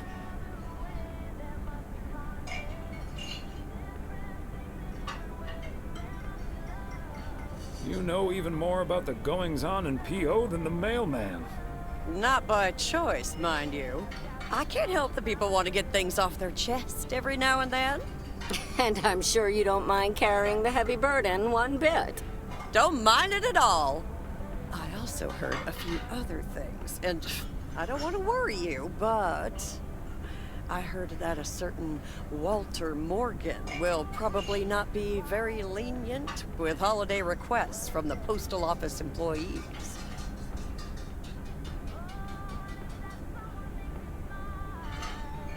Would he really get in the way of our Florida trip? If Walter Morgan gets in the way of that, I'll get in his way. I don't think I'm supposed to actually run away, but sure, all right. Oh, that means dinner's almost ready. Be right back, folks. See, things like this, they bother me sometimes.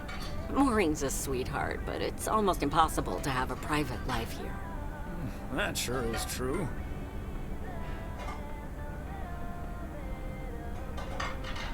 Would be nice to walk around somewhere without everyone calling you mailman. That's a good thing about working at the motel. Most of the people I'll never see again. Oh, Maureen's heading this way again. Let's just enjoy our lovely dinner together, shall we? We shall. Have I already told you that you look wonderful tonight? Look alive, folks. 2 plates of the good stuff.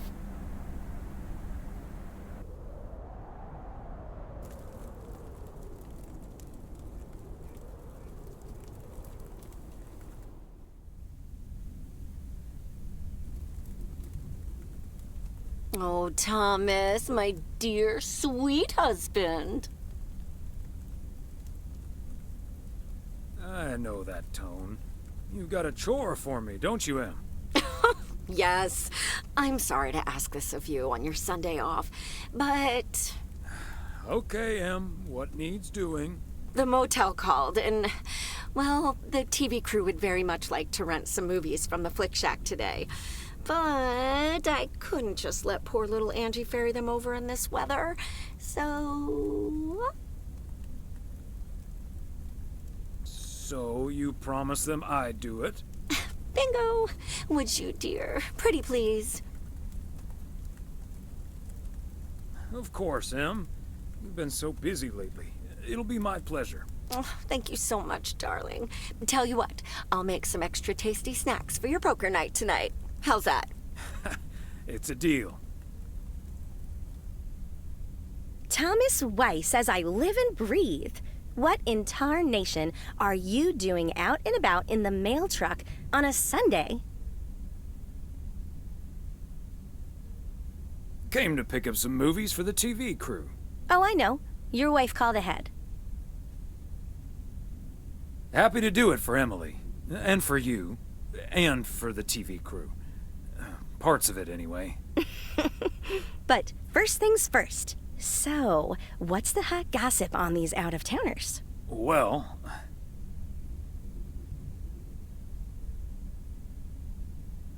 Ilsa Richter is their producer. Competent, sarcastic. She kind of reminds me of my daughter. Well, then I'd like to meet your daughter someday. Because Ilsa I've met. Came into the store yesterday asking about P.O. and whether I liked it here. Cute as a button, that one. And only in town for a couple days. Perfect for a girl on the rebound. Shame she's into men. One in particular.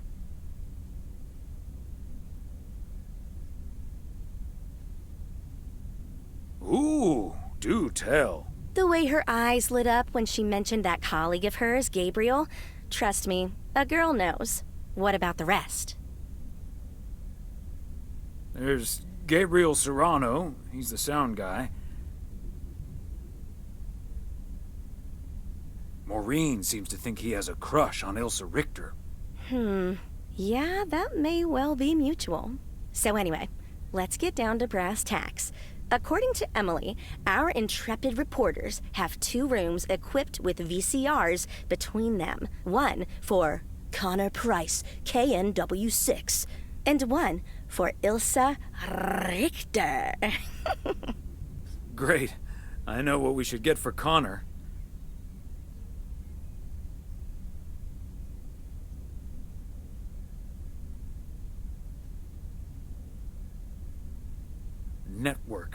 because he's mad as hell and he won't take it anymore. Great idea. But Connor's already made his pick. Octopussy. It says it's James Bond's all-time high. I guess they forgot about that time he went to the moon. Fine by me. And what did Ilsa choose? That's where we come in. See, she wants us to pick the movie she'll be watching with her colleague, Gabriel. Thomas, she wants us to pick the movie she'll be watching with Gabriel.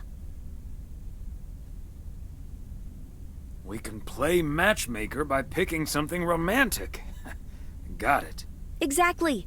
Guide Cupid's arrows, so to speak. After all, 'tis the season. For a little post-Christmas magic? Maybe. You and Emily are regular customers, so you know what I have available. So, which film will it be?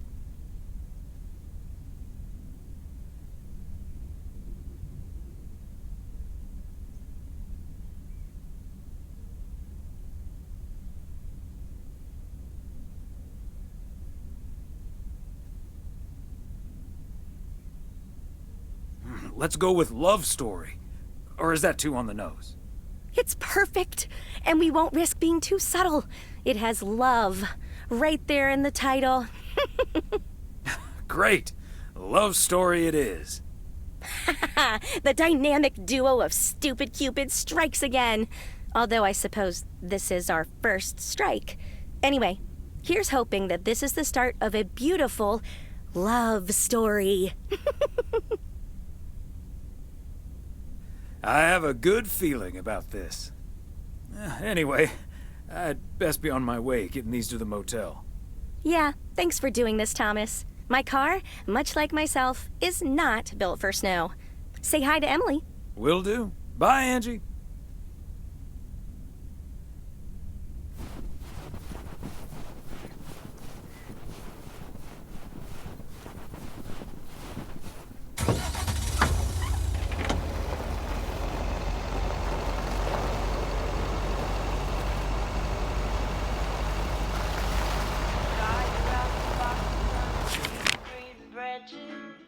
What are the chances it's December? The cold.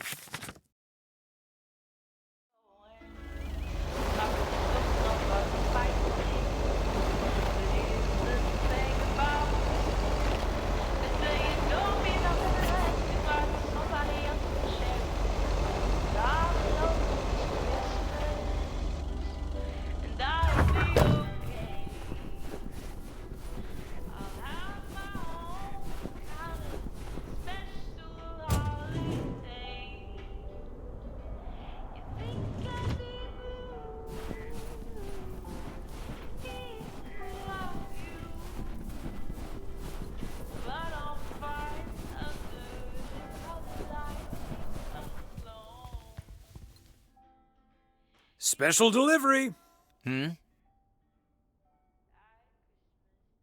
Movies from the Flick Shack. Right. Well, great news. You get to play belated Santa yourself. Room 6 for Richter. Thank you. Right. I will. Good day.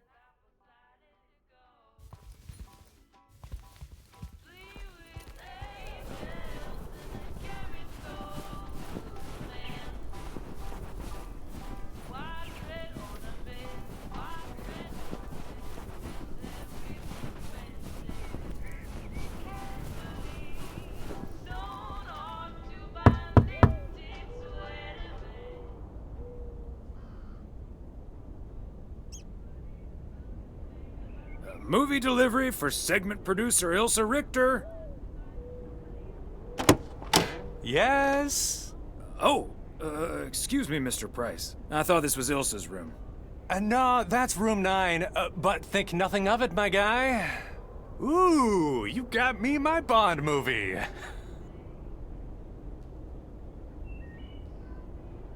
Here it is.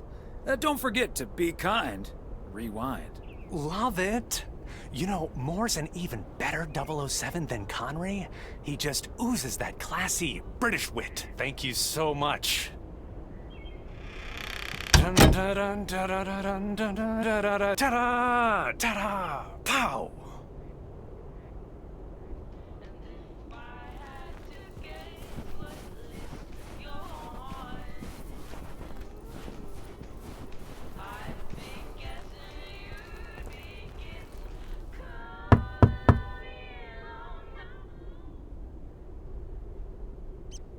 A movie delivery for Ilsa Richter.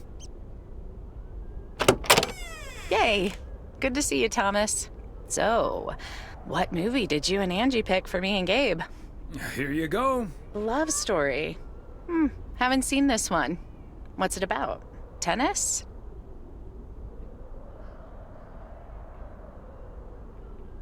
No, actually, it's about... I'm joking. I'm sure it's a story about love of some kind. Let me guess, this was Angie's pick. Well, let's just say it was a group effort. Okay, well, color me curious. Hope it's age appropriate for big old puppy dogs. Oh, speaking of, on your way out, could you give a quick knock on Gabe's door, just so he'll know it's movie time? It's room number 2. Will do. Great. See ya.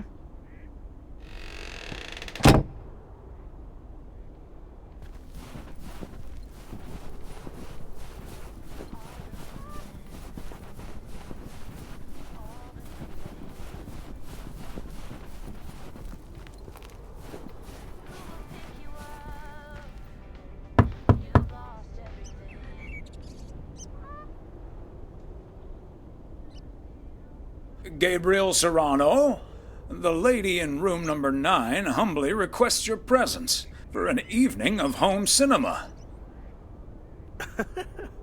Thanks, Thomas. I'll be right over. My work here is done.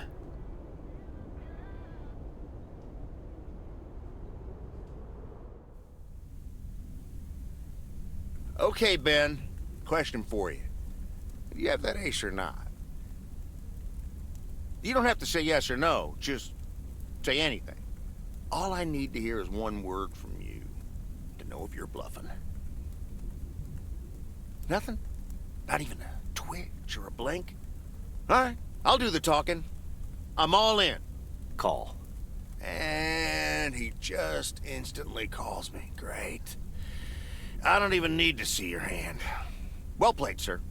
Thanks, Jack. You got unlucky there. I don't know. I just don't have the patience for poker. You know, reading a poker book ain't gonna change that. Hey, Thomas? Why are the curtains closed, by the way? Last time I checked, home games are legal.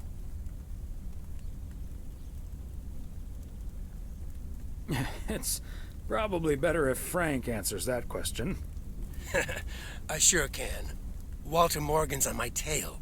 Someone snitched on me, and now I need to lay low until I have a good enough alibi. Morgan again? What'd you do, Frank? I hope you didn't put ladies' underwear in his briefcase again. And please tell me you stopped putting dead rats in his exhaust. Ha! The classics. No, I didn't prank him at all this time. He's just out to get me. All I did was sell fireworks to someone. He said something about that being my third strike. I might actually lose my job, fellas. We won't let that happen, Frank. We'll think of something. Thanks, Thomas. I've been racking my brain, but I can't come up with anything. I'm guessing they don't have any photographic evidence. Pictures of you selling these fireworks? Just that there's a guy fitting my description. What are you getting at? I might have a little plan. But let's first play a few more hands. I'm down almost $30. One sec, Jack. Frank, I'm curious. We know Walter Morgan has a few reasons to dislike you, but why do you dislike him? I could tell you why, but it's not a pretty tale. And it better not leave this room, kitchen. Sure, Frank. My lips are sealed, for once. You know I'm no snitch, Frank. Thanks, boys. All right, so this one time back in the summer of '69, it was before I started working in PO. There were a couple of pesky stray dogs wandering around HQ. I say pesky, but they never really hurt anyone. Just got a little excited if you walked past them eating a sandwich or whatever. Can't blame them, huh? They were hungry, even though I fed them every now and then. Morgan found out, of course, and after one complaint too many, he took matters into his own hands, or should I say, feet. He lured a couple of them behind his car, and before I knew what was going on, it was too late. I heard a loud and gut-wrenching howl. I saw two dogs run away, and Smokey, my favorite one, limped after them. It's the last time I ever saw those sweet dogs. Then Walter Morgan looked me straight in the eye with a smug grin on his face, and he said, "This is how you do a proper job, Frank." I can still see that grin when I close my eyes. Okay, that does it. Walter Morgan is now on my eternal shit list, and I'll make sure the rest of PO knows about it.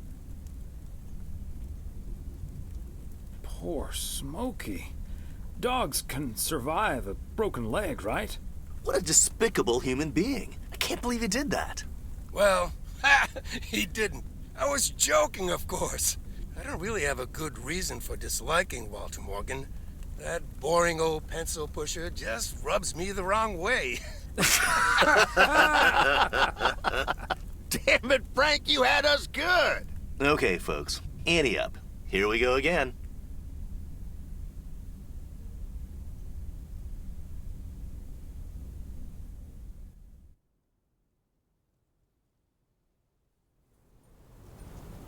Psst, Thomas, over here.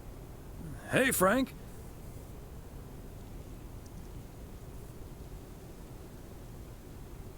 What are you doing there? I'm trying to stay out of sight. Looks like Morgan will be at the post office all day.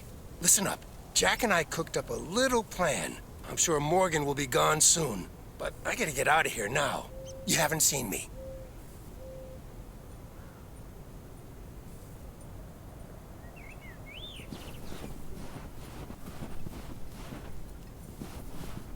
Top of the Monday morning, P.O. We're starting this week with a warning from Lucinda. P.O. positive or pet peeve? Hi, Jack.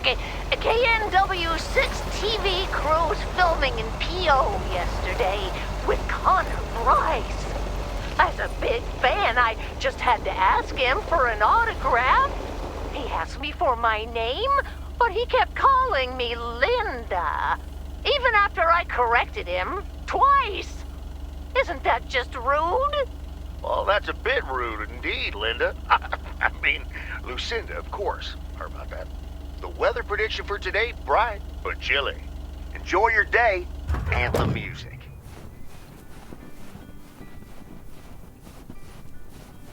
McGill's got such a great price on this house when the Sugarmans moved away.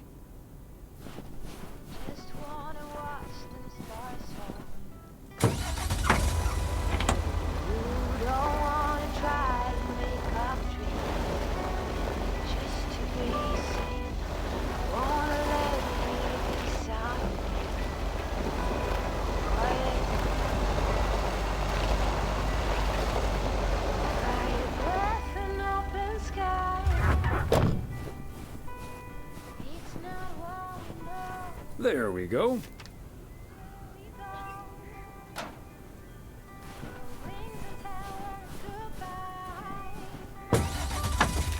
It's not what we see, it's what we choose to be.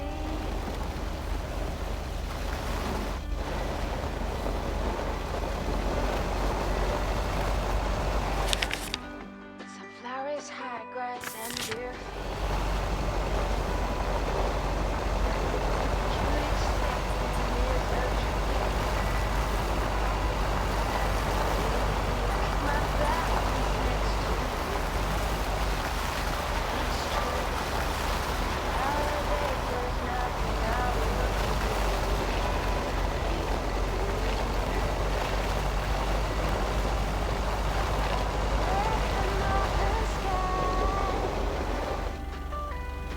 It's not what we know. It's where we go. I grow wings and tell us goodbye. Part and parcel. It's what we choose to be. We're beyond good. I've never been so ready. Nobody's home.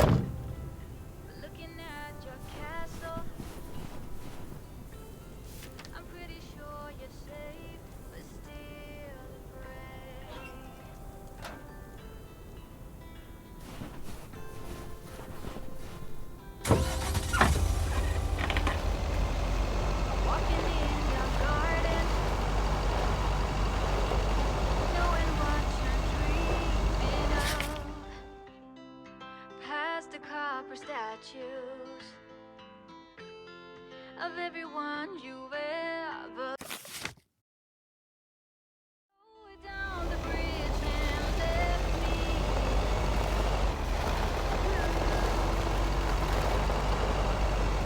Never get to know me from within.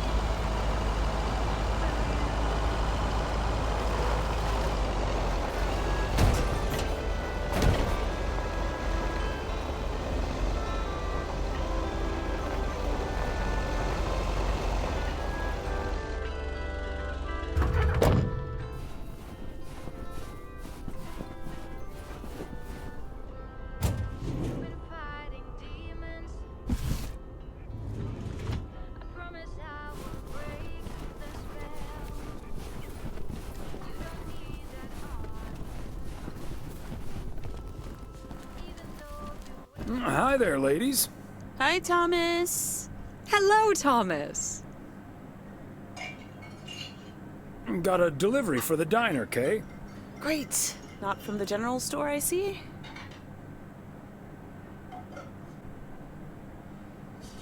You tell me. All the information I usually need is on the address label. Oh well. Okay, so before I leave, we had this awesome girls' night yesterday, thanks to Beth. It was hilarious. When I first saw where we were going, my brain went, oh my god. And when the guy showed us what we were going to do, my brain went, oh my god. And when we started, it was so yuck, but also so cool, you know? I've never done anything like that before, and I love that I got a chance to find out. But then again, I doubt that I will ever try it again. Ah, yes, the girls' night.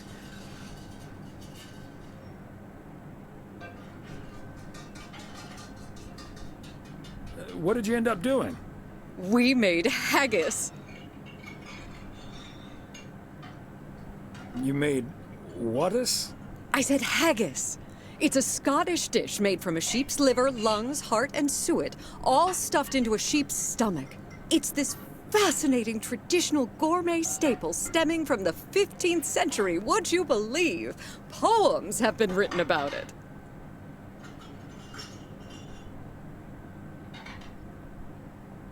Meat? On top of meat? Sign me up. I have some leftover from last night, if you're interested. It was so gross. I'll have nightmares about zombie sheep for weeks. Bleh. Okay, hate to leave you two, but I really have to sort out this delivery ASAP. Maureen will go bananas. Talk soon. Thanks again for the great evening, Beth. Bye. Bye, Kay. Well, now, I really should get back to the grind as well. Those New Year's price reductions aren't going to fix themselves.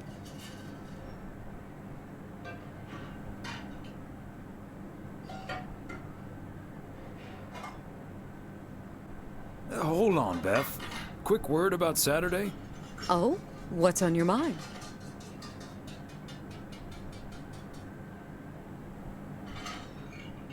Is everything okay? Yes, I'm fine. Don't you worry about me, Thomas. I'm fit as a fiddle. Now, if that's all, I really need to get back to the bookstore. I don't mean to pry. I just want to make sure everything's good. What do you mean? Standing outside in the cold with a parcel like that, it feels off to me. Okay, you've got me. Can we sit down here for a bit? Heavens, I do feel a bit caught out. But I have to admit, it does warm my heart to know that I cannot fool my friends. Well, out with it, Beth. You see, it's my eyes, Thomas. I have glaucoma, which means my optic nerve is deteriorating. I found out a few months ago. Oh my gosh, Beth. That's terrible. Thank you. It was a bit of a shock at first. I haven't told Emily yet. Daniel knows. It's not that bad yet, but it's not getting any better either. The thing is, this kind of condition happens slowly. And I haven't been the fastest in getting it treated, but they can stabilize it. That's why I wasn't able to fix the parcel on my own last Saturday. And that's why I'm starting to miss a few details here and there when I'm in the store. Or asking for peas instead of beans at Christmas dinner with all of my friends of all places. Don't be silly. Those are honest mistakes. Anyone could have made them. I appreciate the sentiment. But you and I both know that is not the case, Thomas.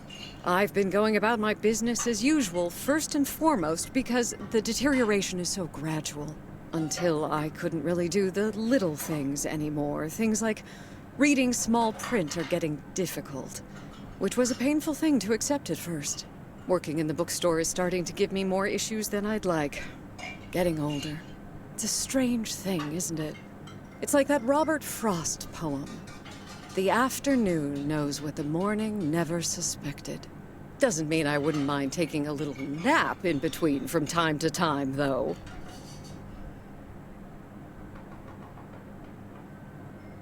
When will you tell Emily? I can't honestly keep something like this from her. And she's your best friend. I'm sure she'd love to be there for you. I'll tell Emily tonight, I promise. She'll probably be a bit shocked, but she'll understand. Thanks. And I think you're right. When you really look at it, in the end, it's not all bad. You see, every limit is a beginning as well as an ending, as T.S. Eliot puts it.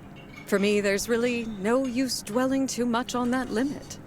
I can't change it anymore at this point anyway. But I do have a choice in how to deal with it. Plus, Georgia has a lot to offer: museums, social clubs, and most importantly, my family. If you look at it like that, getting older may still feel like a cursed time, surely, but I also see each new year as a gift. An opportunity to start new adventures, explore, and have more fun. You can't take something like that for granted. I get that. From there to here, from here to there, funny things are everywhere. Dr. Seuss! I knew you had it in you. Hey, the credit goes to Meredith in this case. Technically, it's her old Dr. Seuss calendar that's still hanging in our bathroom. Well, I guess I really should be going now. Thank you once again, Thomas. I do feel better now that it's out. You're a good friend.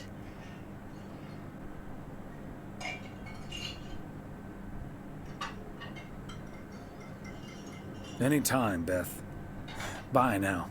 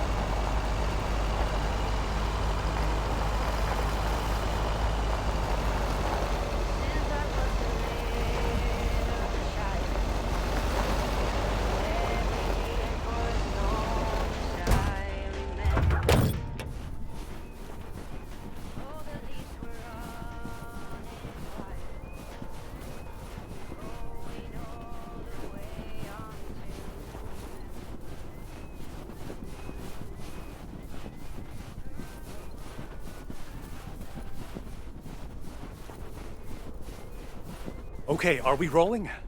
We're rolling. We're rolling. Okay, let's get this in one. I'm freezing my ass off. When Chekhov saw the long winter, he saw a winter bleak and dark and bereft of hope. Yet we know that winter is just another step in the cycle of life. In the summer months, this lake is bustling with activity. As the local fishermen cast their rods, the tourists plunk down hard-earned cash to rent a boat and spend a delightful sun-soaked day on the water. Not so during this particularly harsh winter, however. Now the watery heart of Providence Oaks finds itself completely frozen over. No, that won't do as an analogy, because now we're sort of implying that residents have grown cold-hearted during the winter. Doesn't work, doesn't scan. Yeah, and what was with that Chekhov stuff? I don't get it. Chekhov? Like from Star Trek? All right. Let's try something else. Hey, wait a minute, Mr. Postman. How's it going? Hi, Mr. Price. Did you enjoy the movie last night? Hey, listen, how about I ask you a couple of questions on camera? Just simple stuff about the town. Sure, I'd be happy to. Great. Just move over here. Are we both in the shot? Yeah, that's fine. This'll be great. The lake as a backdrop. Perfect. Let's go. All right. This is... His name is Thomas Weiss. I knew that. Thomas and I go way back. As the local mailman for truly countless years, Thomas Weiss knows Providence Oaks like he knows the back of his own hand. So, Mr. Weiss, how would you characterize this small, cold town and its warm inhabitants? That's easy, Connor. Whether you're new in town or have lived here for ages, what's clear is this. Providence Oaks cannot be summed up in a single soundbite. But one thing's for certain. When the low winter sun hits that shimmering water just right, you realize this is the most beautiful place imaginable. And wherever you are, or whatever you face,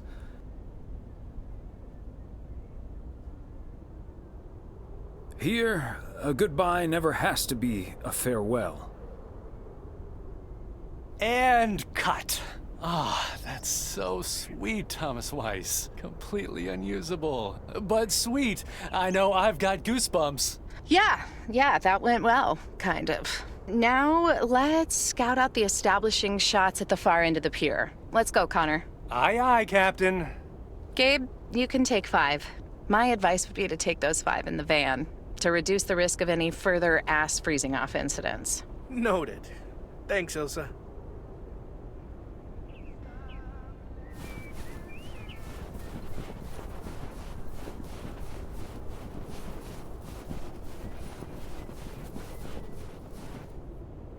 Yeah, my man. Nice little interview back there.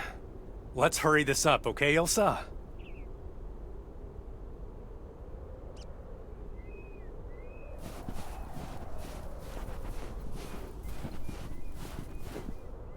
Just setting up some shots here. Ah, so beautiful. Oh, and thanks for your time, Thomas.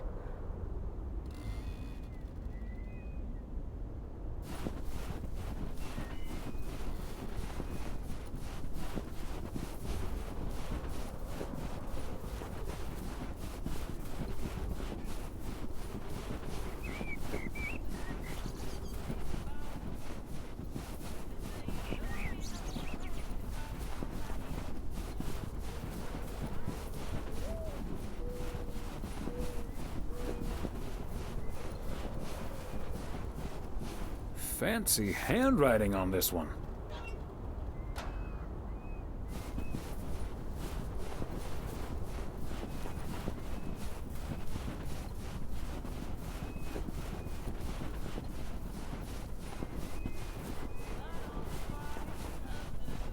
Mr. Weiss, Thomas, sir? Hi, Gabriel. What's up? Just that, well, we'll be ringing in the new year right here in Providence Oaks. So, my mom is shipping over my tuxedo. Can you make sure it arrives okay? She says she clearly marked the package Serrano Room 2. Oh, of course. Mailman's promise. So, how did you and Ilsa like the movie? Oh man, it was beautiful.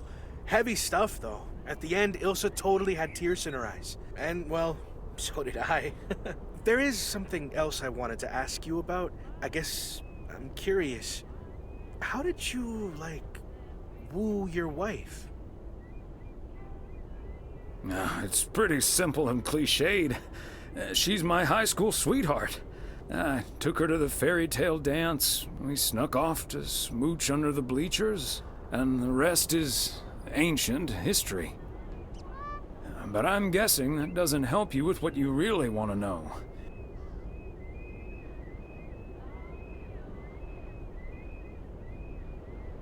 You want to know if you have a shot with Ilsa. Shh, keep it down! Don't mention her name. But yeah, I'm terrible at that kind of stuff. It's just, you seem like a wise man. I'd really appreciate your advice. Well, okay then. My advice...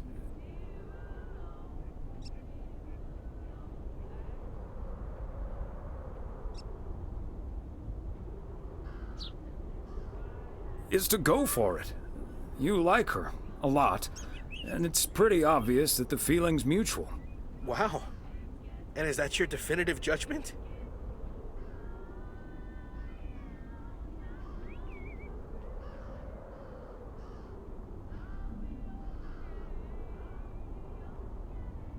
No, wait. Let me rephrase that. My definitive advice... All done. Hey, what are you two schmoozing about? A mailman never tells. Excellent. Now start the engine, Gabriel. We're rolling out pronto. Man alive, it's cold today. On it, Mr. Price. Thanks, Thomas. You've been a huge help. So, take good care of that tux, yeah? Will do. Bye, folks.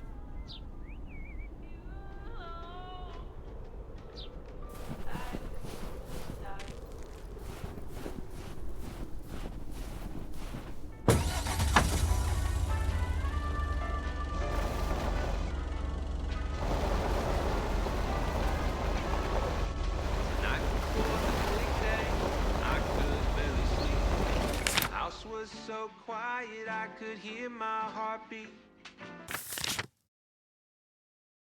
Oh, could this be famous Batman coming down the chimney? Crack open my door to get crazy thing. Smoke was so thick. Driveway filled with flashing and the lights. Fire truck smash. Oh, it's a funny story. At least it is to me. But for others, especially my mother, they never intended for me. But I'm not a liar. Daddy was a Christmas tree on fire.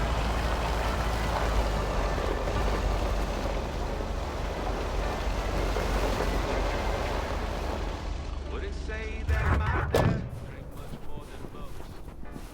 This time of year, he tend to double his dose. Oh, Thomas! Hello there! Could you be a sweetheart and bring that over to me? Of course. Oh, careful now. Robert cleared most of the snow, but it's still a bit slippery. Thank you so much. If only I still had the balance and agility of my feline friends. Oh, and good day to you, of course.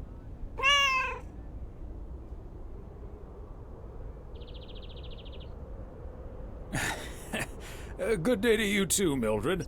And Genevieve. Thomas, honestly, this isn't Genevieve. It's Mortimer. They look nothing alike. Isn't that right, Mortimer? Oh, pardon me, I can't quite keep track of all your cats. Well, I do have a lot of them, but not quite as many as there are streets in Providence Oaks, and you can keep those apart. So, what do you have for me today, Thomas? Just a letter. Let's see.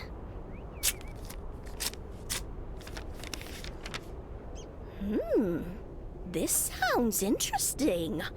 Apparently, I need to make a few copies of this letter, and if you send this letter along with $5 to the first 6 people on this list, your name will be added to the bottom. Soon enough, your name will rise to the top. Then many people will send you $5. You will earn lots of money with one small investment. Oh, what a great idea! What do you think, Mortimer?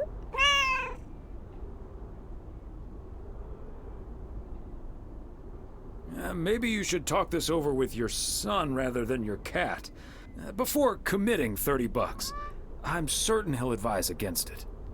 Are you sure, Thomas? They make it sound so easy. Trust me on this, Mildred. If you've seen one pyramid scheme, you've seen them all. $30 is quite a bit of money. I'll think about it. You do that, Mildred. See you at Moe's tomorrow night? Probably. Bye, dear.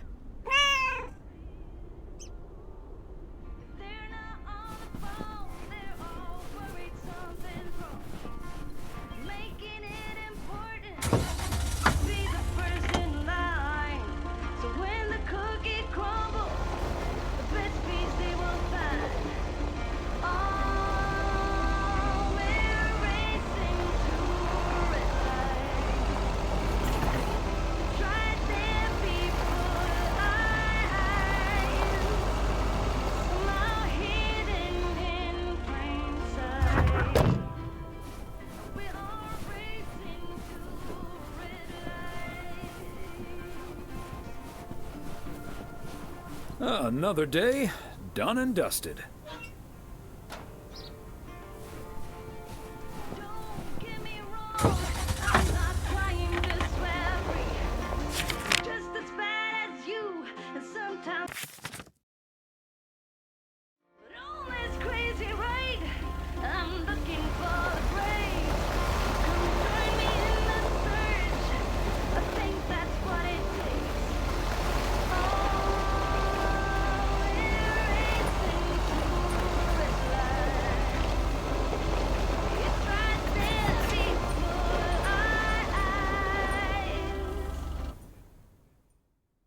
Hey, Thomas, have you seen Jack?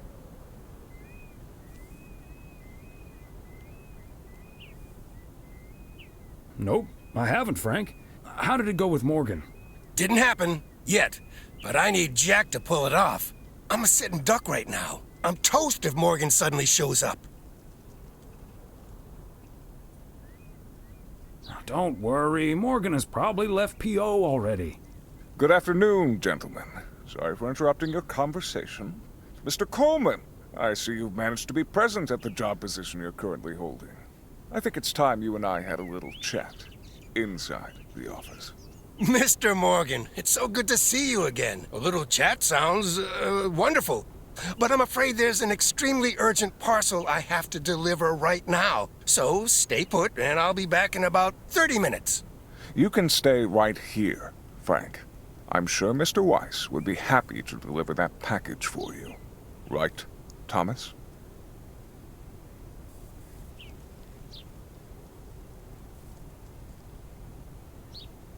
I've got a better idea. Let's just go to Moe's, have a few beers, and talk it all over like adults. Excuse me, sir? Hi. Hello. I heard you were looking for a guy in a light blue shirt with a mustache to purchase illegal fireworks in the parking lot of the post office? Well, you found him. Illegal fireworks? Who do you think I am? Sir, you don't have to keep your guard up. Frank and Thomas here both know me very well, and I'm sure they won't tell a soul about what you're doing right now. So, what will it be? I've got rockets, Roman candles, fountains, sparklers. I even have barrages that'll give you a fireworks extravaganza that you won't ever forget. I think there must be a misunderstanding here. Please, don't put Mr. Morgan in this position. If people walk by and see this, they might snitch on him and get him into trouble. He could even lose his job over this.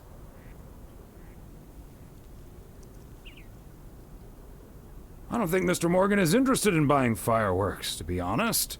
I'll tell you what will happen now.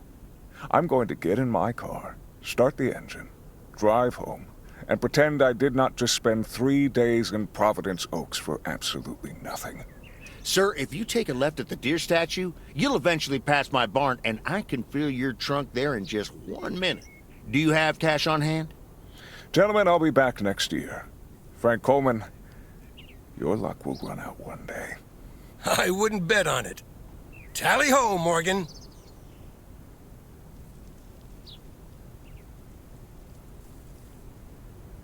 Boy, oh boy. If you can't stand the heat, stay out of the kitchen. Thanks, guys. I owe you one.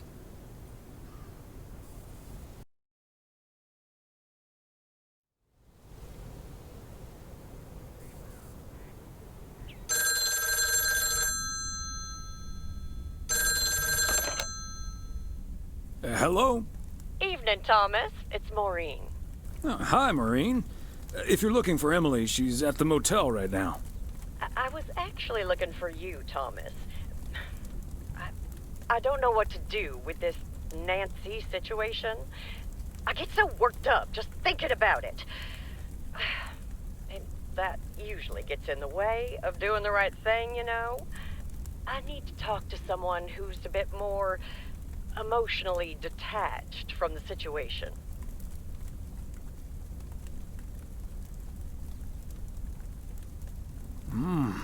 How can I help you, Maureen?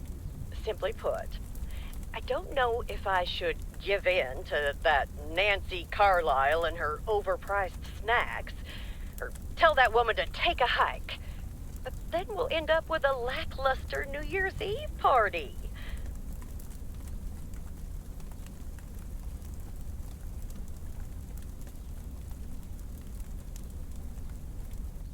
The horror of a New Year's Eve party without a decent snack selection.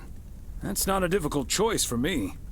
So you're saying I should go against all my principles just because of some snacks?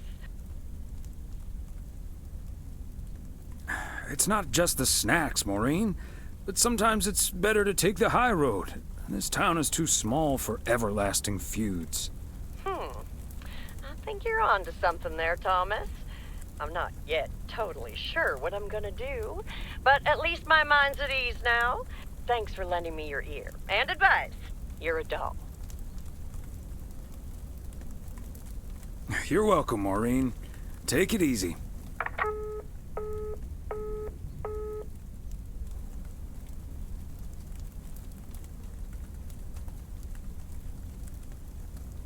From 1912 to 1948, architecture was an Olympic discipline. Spanish singer Julio Iglesias used to be a professional goalkeeper. When recovering from a career-ending accident, a nurse gave him a guitar so that he could recover the dexterity of his hands. In learning to play, he discovered his musical talent.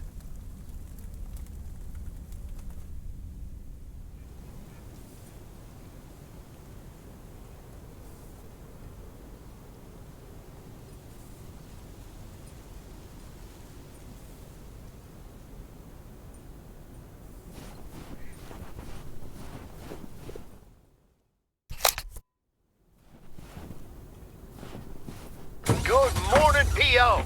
I'm starting today with the weather forecast. It will be bright and beautiful. Which brings us to the last P.O. positive or pet peeve of the year. It's one from yours truly, who'd like to end 1985 on a positive note. P.O. positive or pet peeves? We all know P.O. is the best place in the world. And it's, of course, all because of the people living here. And by people, I mean most of the people. The majority. More than half in any case. So, thank you for that. And let's keep it up. I've got a feeling 1986 will be a special year, and I can't wait for it to roll on. Stay safe out there today and tonight. Have a good one. Cheers. Back to the music.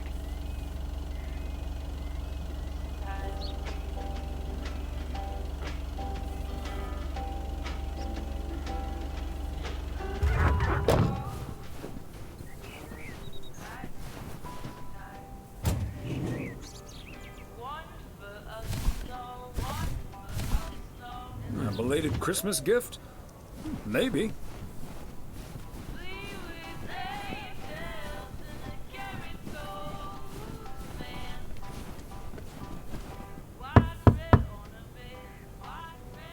They must be out of town for the holidays.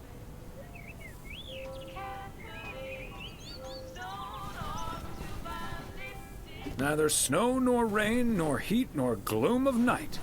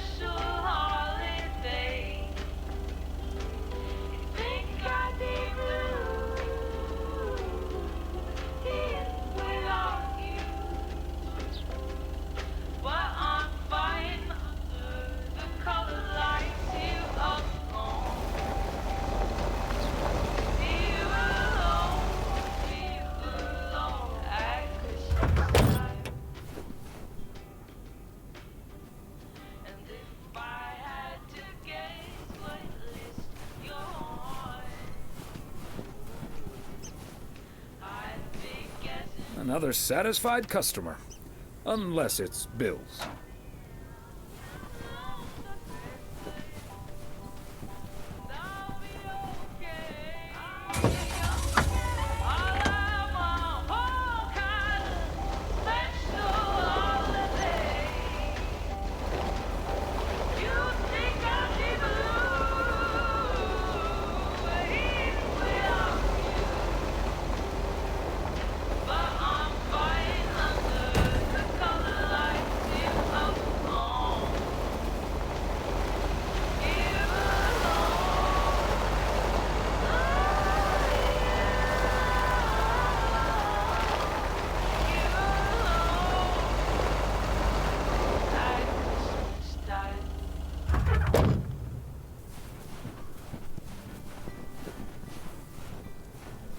There we go.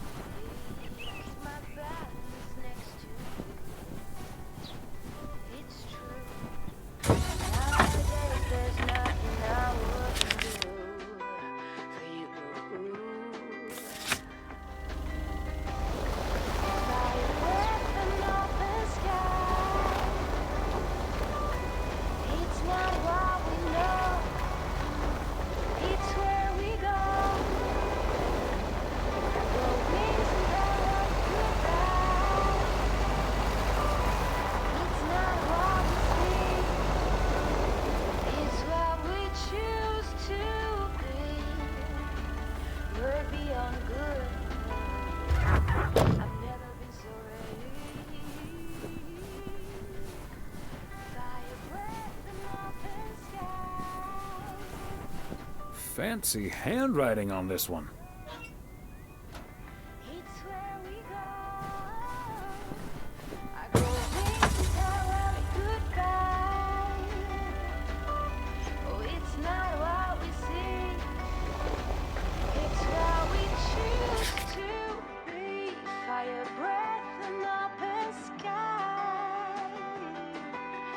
It's not what we know, it's where we go. I grow wings and tell us goodbye. It's not what we see, it's what we choose to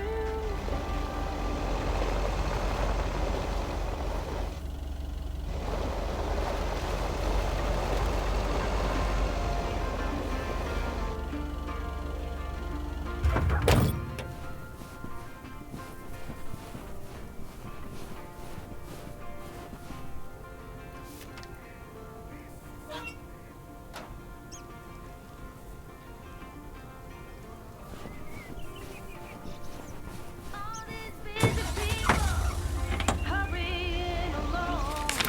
If they're not on the phone, they're all worried something's wrong. Making it important to be the first in line. So when the cookie crumbles, the best piece they will find.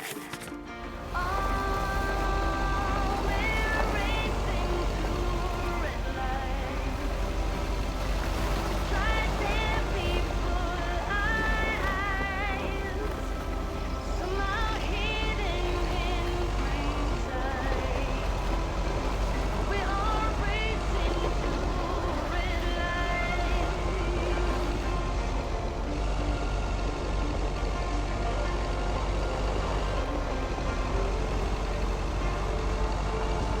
Don't get me wrong, I'm not trying to swear free. Just a bad you, sometimes worries you see. But all is crazy, right? I'm looking for the brave. Come join me in the search. I think that's what it takes. Oh, we're racing to a red light.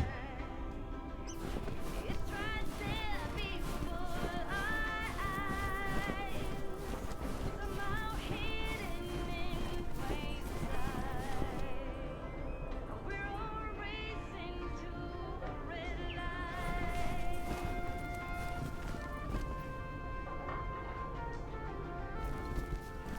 Thomas, it's good to see you. Thanks again for the little chat we had yesterday evening. Don't mention it, Maureen. Was glad to help. I think I've made the right decision. But I guess some situations don't have a perfect solution. You'll find out tonight, Thomas. We'll have a grand old time regardless.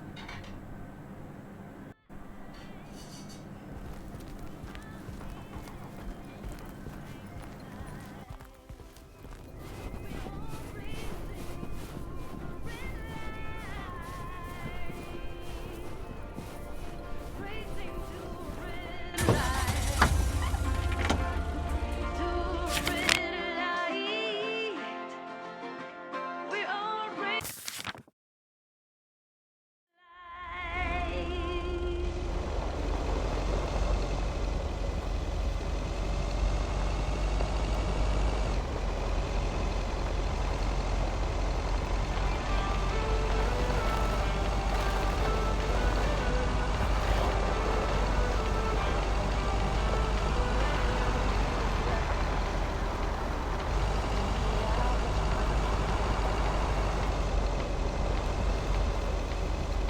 All your hopes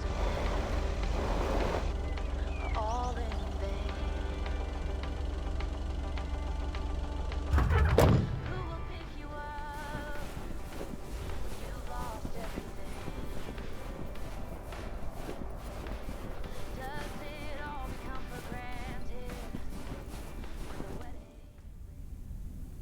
Oh, hey, Thomas. We're about to do a little interview, but you're welcome to listen in. Mr. Price, you know Thomas Weiss, don't you? Sure do. You're resident mailman, am I right? Good to see you, man. Should I just stand over here? That was Open Sky by Velvet Moon, one of my favorites. Folks, we have a special treat for you today because I have a guest here at the Reynolds studio. You know that happens from time to time, but today it's a bona fide big shot.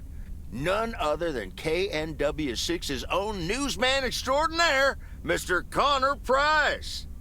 Thanks for having me, Jack. Always nice to talk to a fellow broadcaster. So, how long have you been doing this local show? Coming up on our 10th anniversary, Mr. Price. But you've been at KNW6 for longer than that, no? Yeah, it's been... Gosh, can you believe I started there way back in '66? As a segment producer on Portland Rise and Shine. Still remember the title of my first item, too. Is Poplin Still Poppin'? That's a great title. And yet, this is the first time you've come to Providence Oaks. First time staying a while, at any rate. So, Mr. Reynolds, how would you describe this town? Well, I'd say it's a... Hey! Wait a minute. Who's interviewing who here? I'll ask the questions, thank you very much. Apologies, my friend. Just can't help myself. Always chasing the story, me. It's the commitment I've made to our viewers. The price guarantee. So, what stories are you chasing here in P.O.? Oh, you know, just trying to capture the old couleur locale. I must say, the people here are very friendly, and I hope the feeling's mutual. Right, Thomas? That's Thomas the mailman over there. But never mind, he's not mic'd.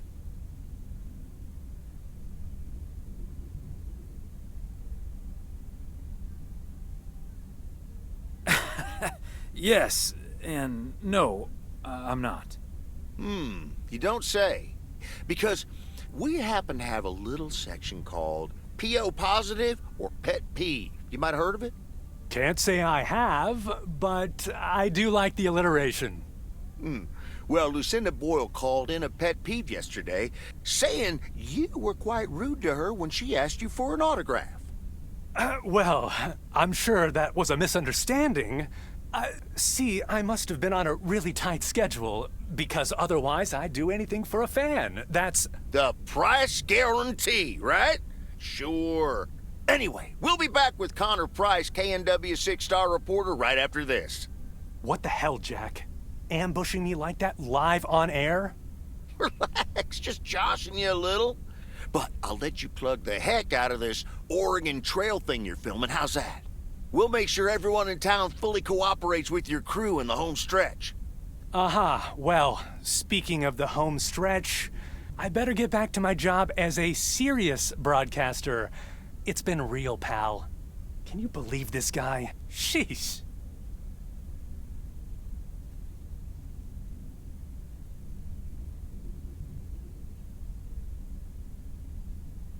Don't take it personally, Mr. Price. Jack's a swell guy. Huh. That's the thanks I get for stopping by amateur hour. Sorry you had to witness that, Thomas. Made for good radio, though, while it lasted anyway. I'll see you at Moe's tonight, yeah? You don't want to miss what Frank's been cooking up.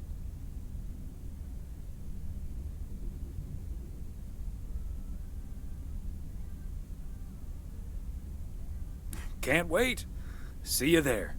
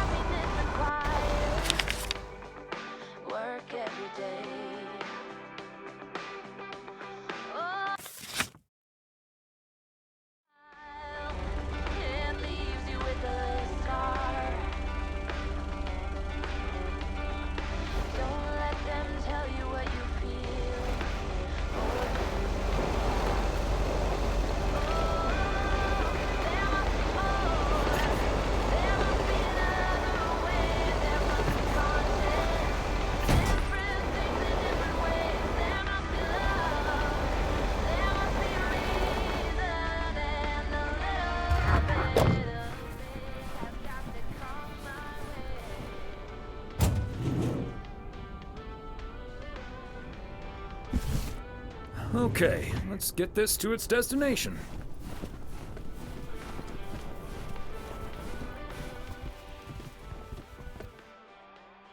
I should have a new booking system ready in a few weeks.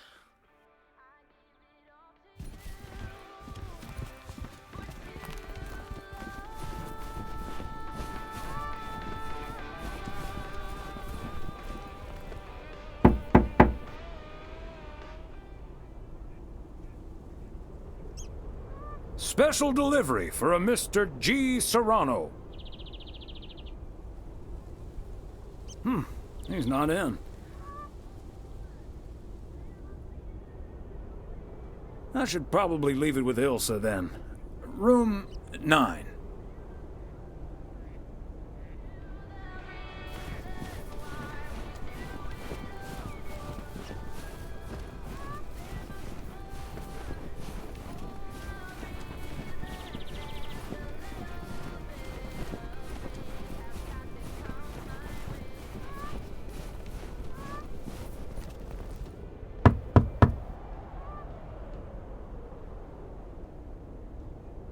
Please accept this delivery for room number 2. Hi, Thomas. Oh, is that Gabriel's tux? Signed, sealed, delivered. That's the Weiss guarantee. Okay, I'll take care of it. Thanks. Right then, I'll... I'm feeling fine, I'm feeling strong. It won't take long. Ooh, when I use my witchcraft. Ooh, when I use my witchcraft. Ooh, yeah. Well... Great. So...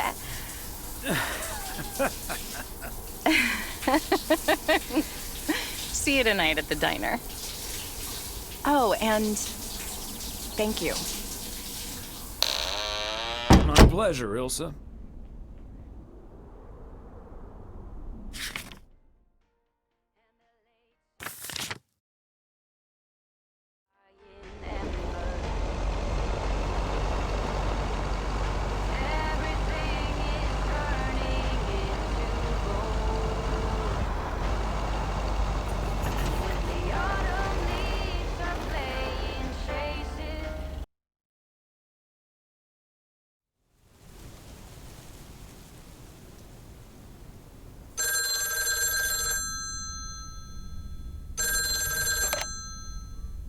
Hello? Hi, Meredith. It's the Weiss family again. We wanted to wish you a happy new year before we're going to Moe's. Hey, thanks. We've got a little over an hour left here before it's 1986. You'll watch out for those fireworks, won't you? They're so unpredictable. I will. I'll probably stay inside anyways. We've got 4 more hours to go, but Happy New Year! I'd rather be early than late.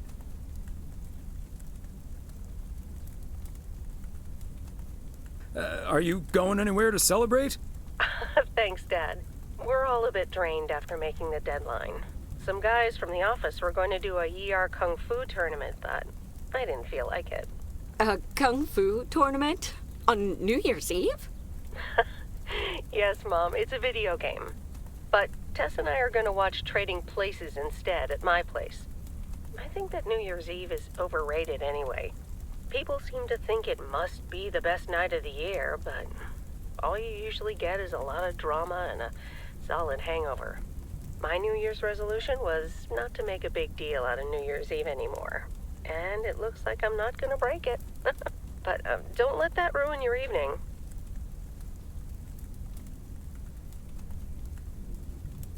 I totally understand you, Meredith. My best New Year's Eve was actually one I spent all by myself. I don't know why, but that night I've never felt more at peace.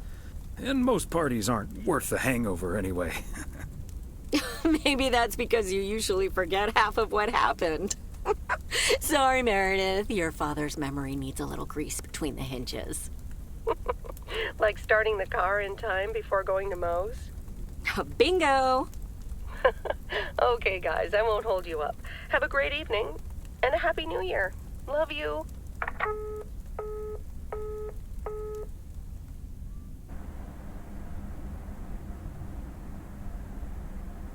my beautiful people, may I have your attention for half a minute? First of all, welcome to Moe's. We're excited to celebrate the last few moments of 1985 together with you. It was quite an undertaking to host this New Year's Eve party, and a costly one at that.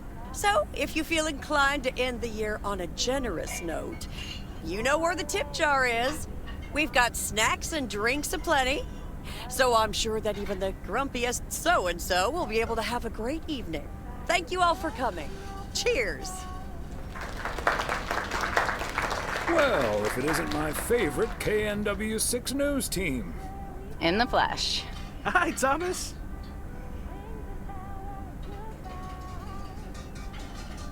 Nice tuxedo, Gabriel. Thank you. And thanks for making sure I got it. I put it on right after I got out of that shower. He toweled off first. Don't worry. There we go. Champagne for my real friends and real pain for my sham friends. Hello, Mr. Price. So, is the segment on Providence Oaks in the can yet? Almost, my friend. Still have to shoot the countdown to the new year. Hopefully that gives us the ending we need. I've been promised a spectacle. Easy on the alcohol there, Connor. We still need you on camera. Can't have you slurring your words. Slurring my words? Whatever do you mean, Ilsa? Quit fooling, you guys. It's getting close to midnight. Let's set up and get ready. Showtime. Okay, getting into character. See you on the flip side, mailman. Hi, honey. There goes that Connor Price. Would you believe the motel had to custom order a blow dryer just for him? He tipped generously, though. Oh, is that Beth sitting over there? Let's join her. Good evening, my dearest of friends. Almost time for Auld Lang Syne, eh? Did you know that Auld Lang Syne was written down by Robert Burns in the 18th century? And that he based it on an old Scottish folk song? He wrote it to a different melody than the one we sing today, but I have to say, I do like this version. And it's often sung after a special dinner where haggis is served, would you believe?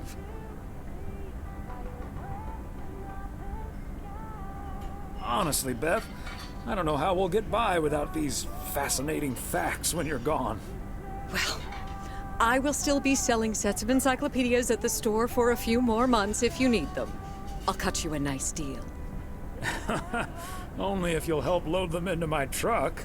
All joking aside, my friends, now that a new year is upon us, I feel a moment of thanks is in place. I know I've kept my situation from you for a while, but now that it's out in the open, I honestly don't know why I didn't share it with you sooner. Pride, I suppose. But I feel so much better now. So thank you, my friends.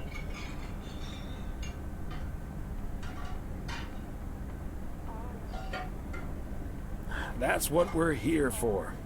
Glad we could be there for you, Beth. And thank you for opening us to it. We'll always be there for you. But you have to let us in first. I hope you remember that when you're in Georgia. Definitely. In fact, it's my new resolution for 1986. Along with letting go and seeing where life takes me. What about you, Emily? Any resolutions? Well, less work and more fun, I suppose. Now that this guy Matt is joining the motel, I am looking forward to a bit more quality time. What about you, honey?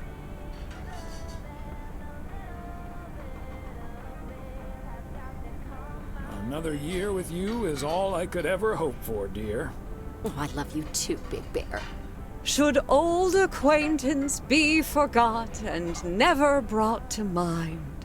Well, whatever the future brings, this old acquaintance here will be hard-pressed to ever forget you two. Same here, Beth. Absolutely. We wouldn't be able to forget you if we tried. Not that we tried, of course. And like you said at Christmas dinner, even if the reasons for change are sometimes out of our hands, let's focus on the new beginnings that come along with them. And what better time for new beginnings than New Year's Eve? Attention, folks. It's showtime. If you want to see the biggest fireworks show west of the Rocky Mountains, you better be standing outside in about 10 minutes. That's my cue. From a little spark may burst a flame, as Dante once put it. But I need to visit the ladies' room first, or I'll turn into a pumpkin. See you outside.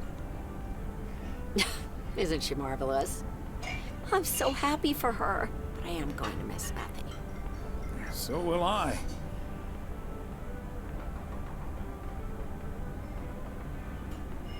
Seeing a parcel addressed to the bookstore always brightened my mood. It makes me feel a bit melancholic. Even more than I usually am on New Year's Eve.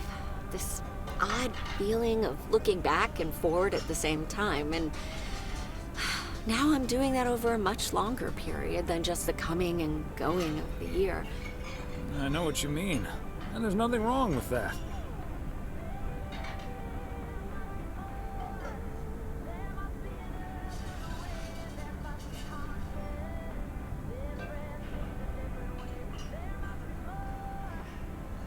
I like to take my time and reminisce about all the things that happened. Oh, yes. We should appreciate what we have a bit more, and don't just let life pass us by without noticing. So let's enjoy the here and now. Our wise and beautiful daughter just taught us not to demand that this should be the best evening of the year. But we're allowed to try it, right? So this is where my speech ends, my dear husband. And now I need a glass of champagne. I'll drink to that, and to you, and all the good things the new year will bring us. Maureen, I need champagne. For me and my beautiful wife. You got it, sir. Just grab your glasses and join me in the bottle outside. It's less than a minute now. 20 seconds on go, Mr. Price. Go. And so, 1985 draws to a close. With mere seconds left in the year, I've been told this little lake town will strive to end 85 with a bang. In 10, 9, 8, 7, 6, 5, 4. Holy Toledo! Ilsa, are we getting this? Somebody check on Frank!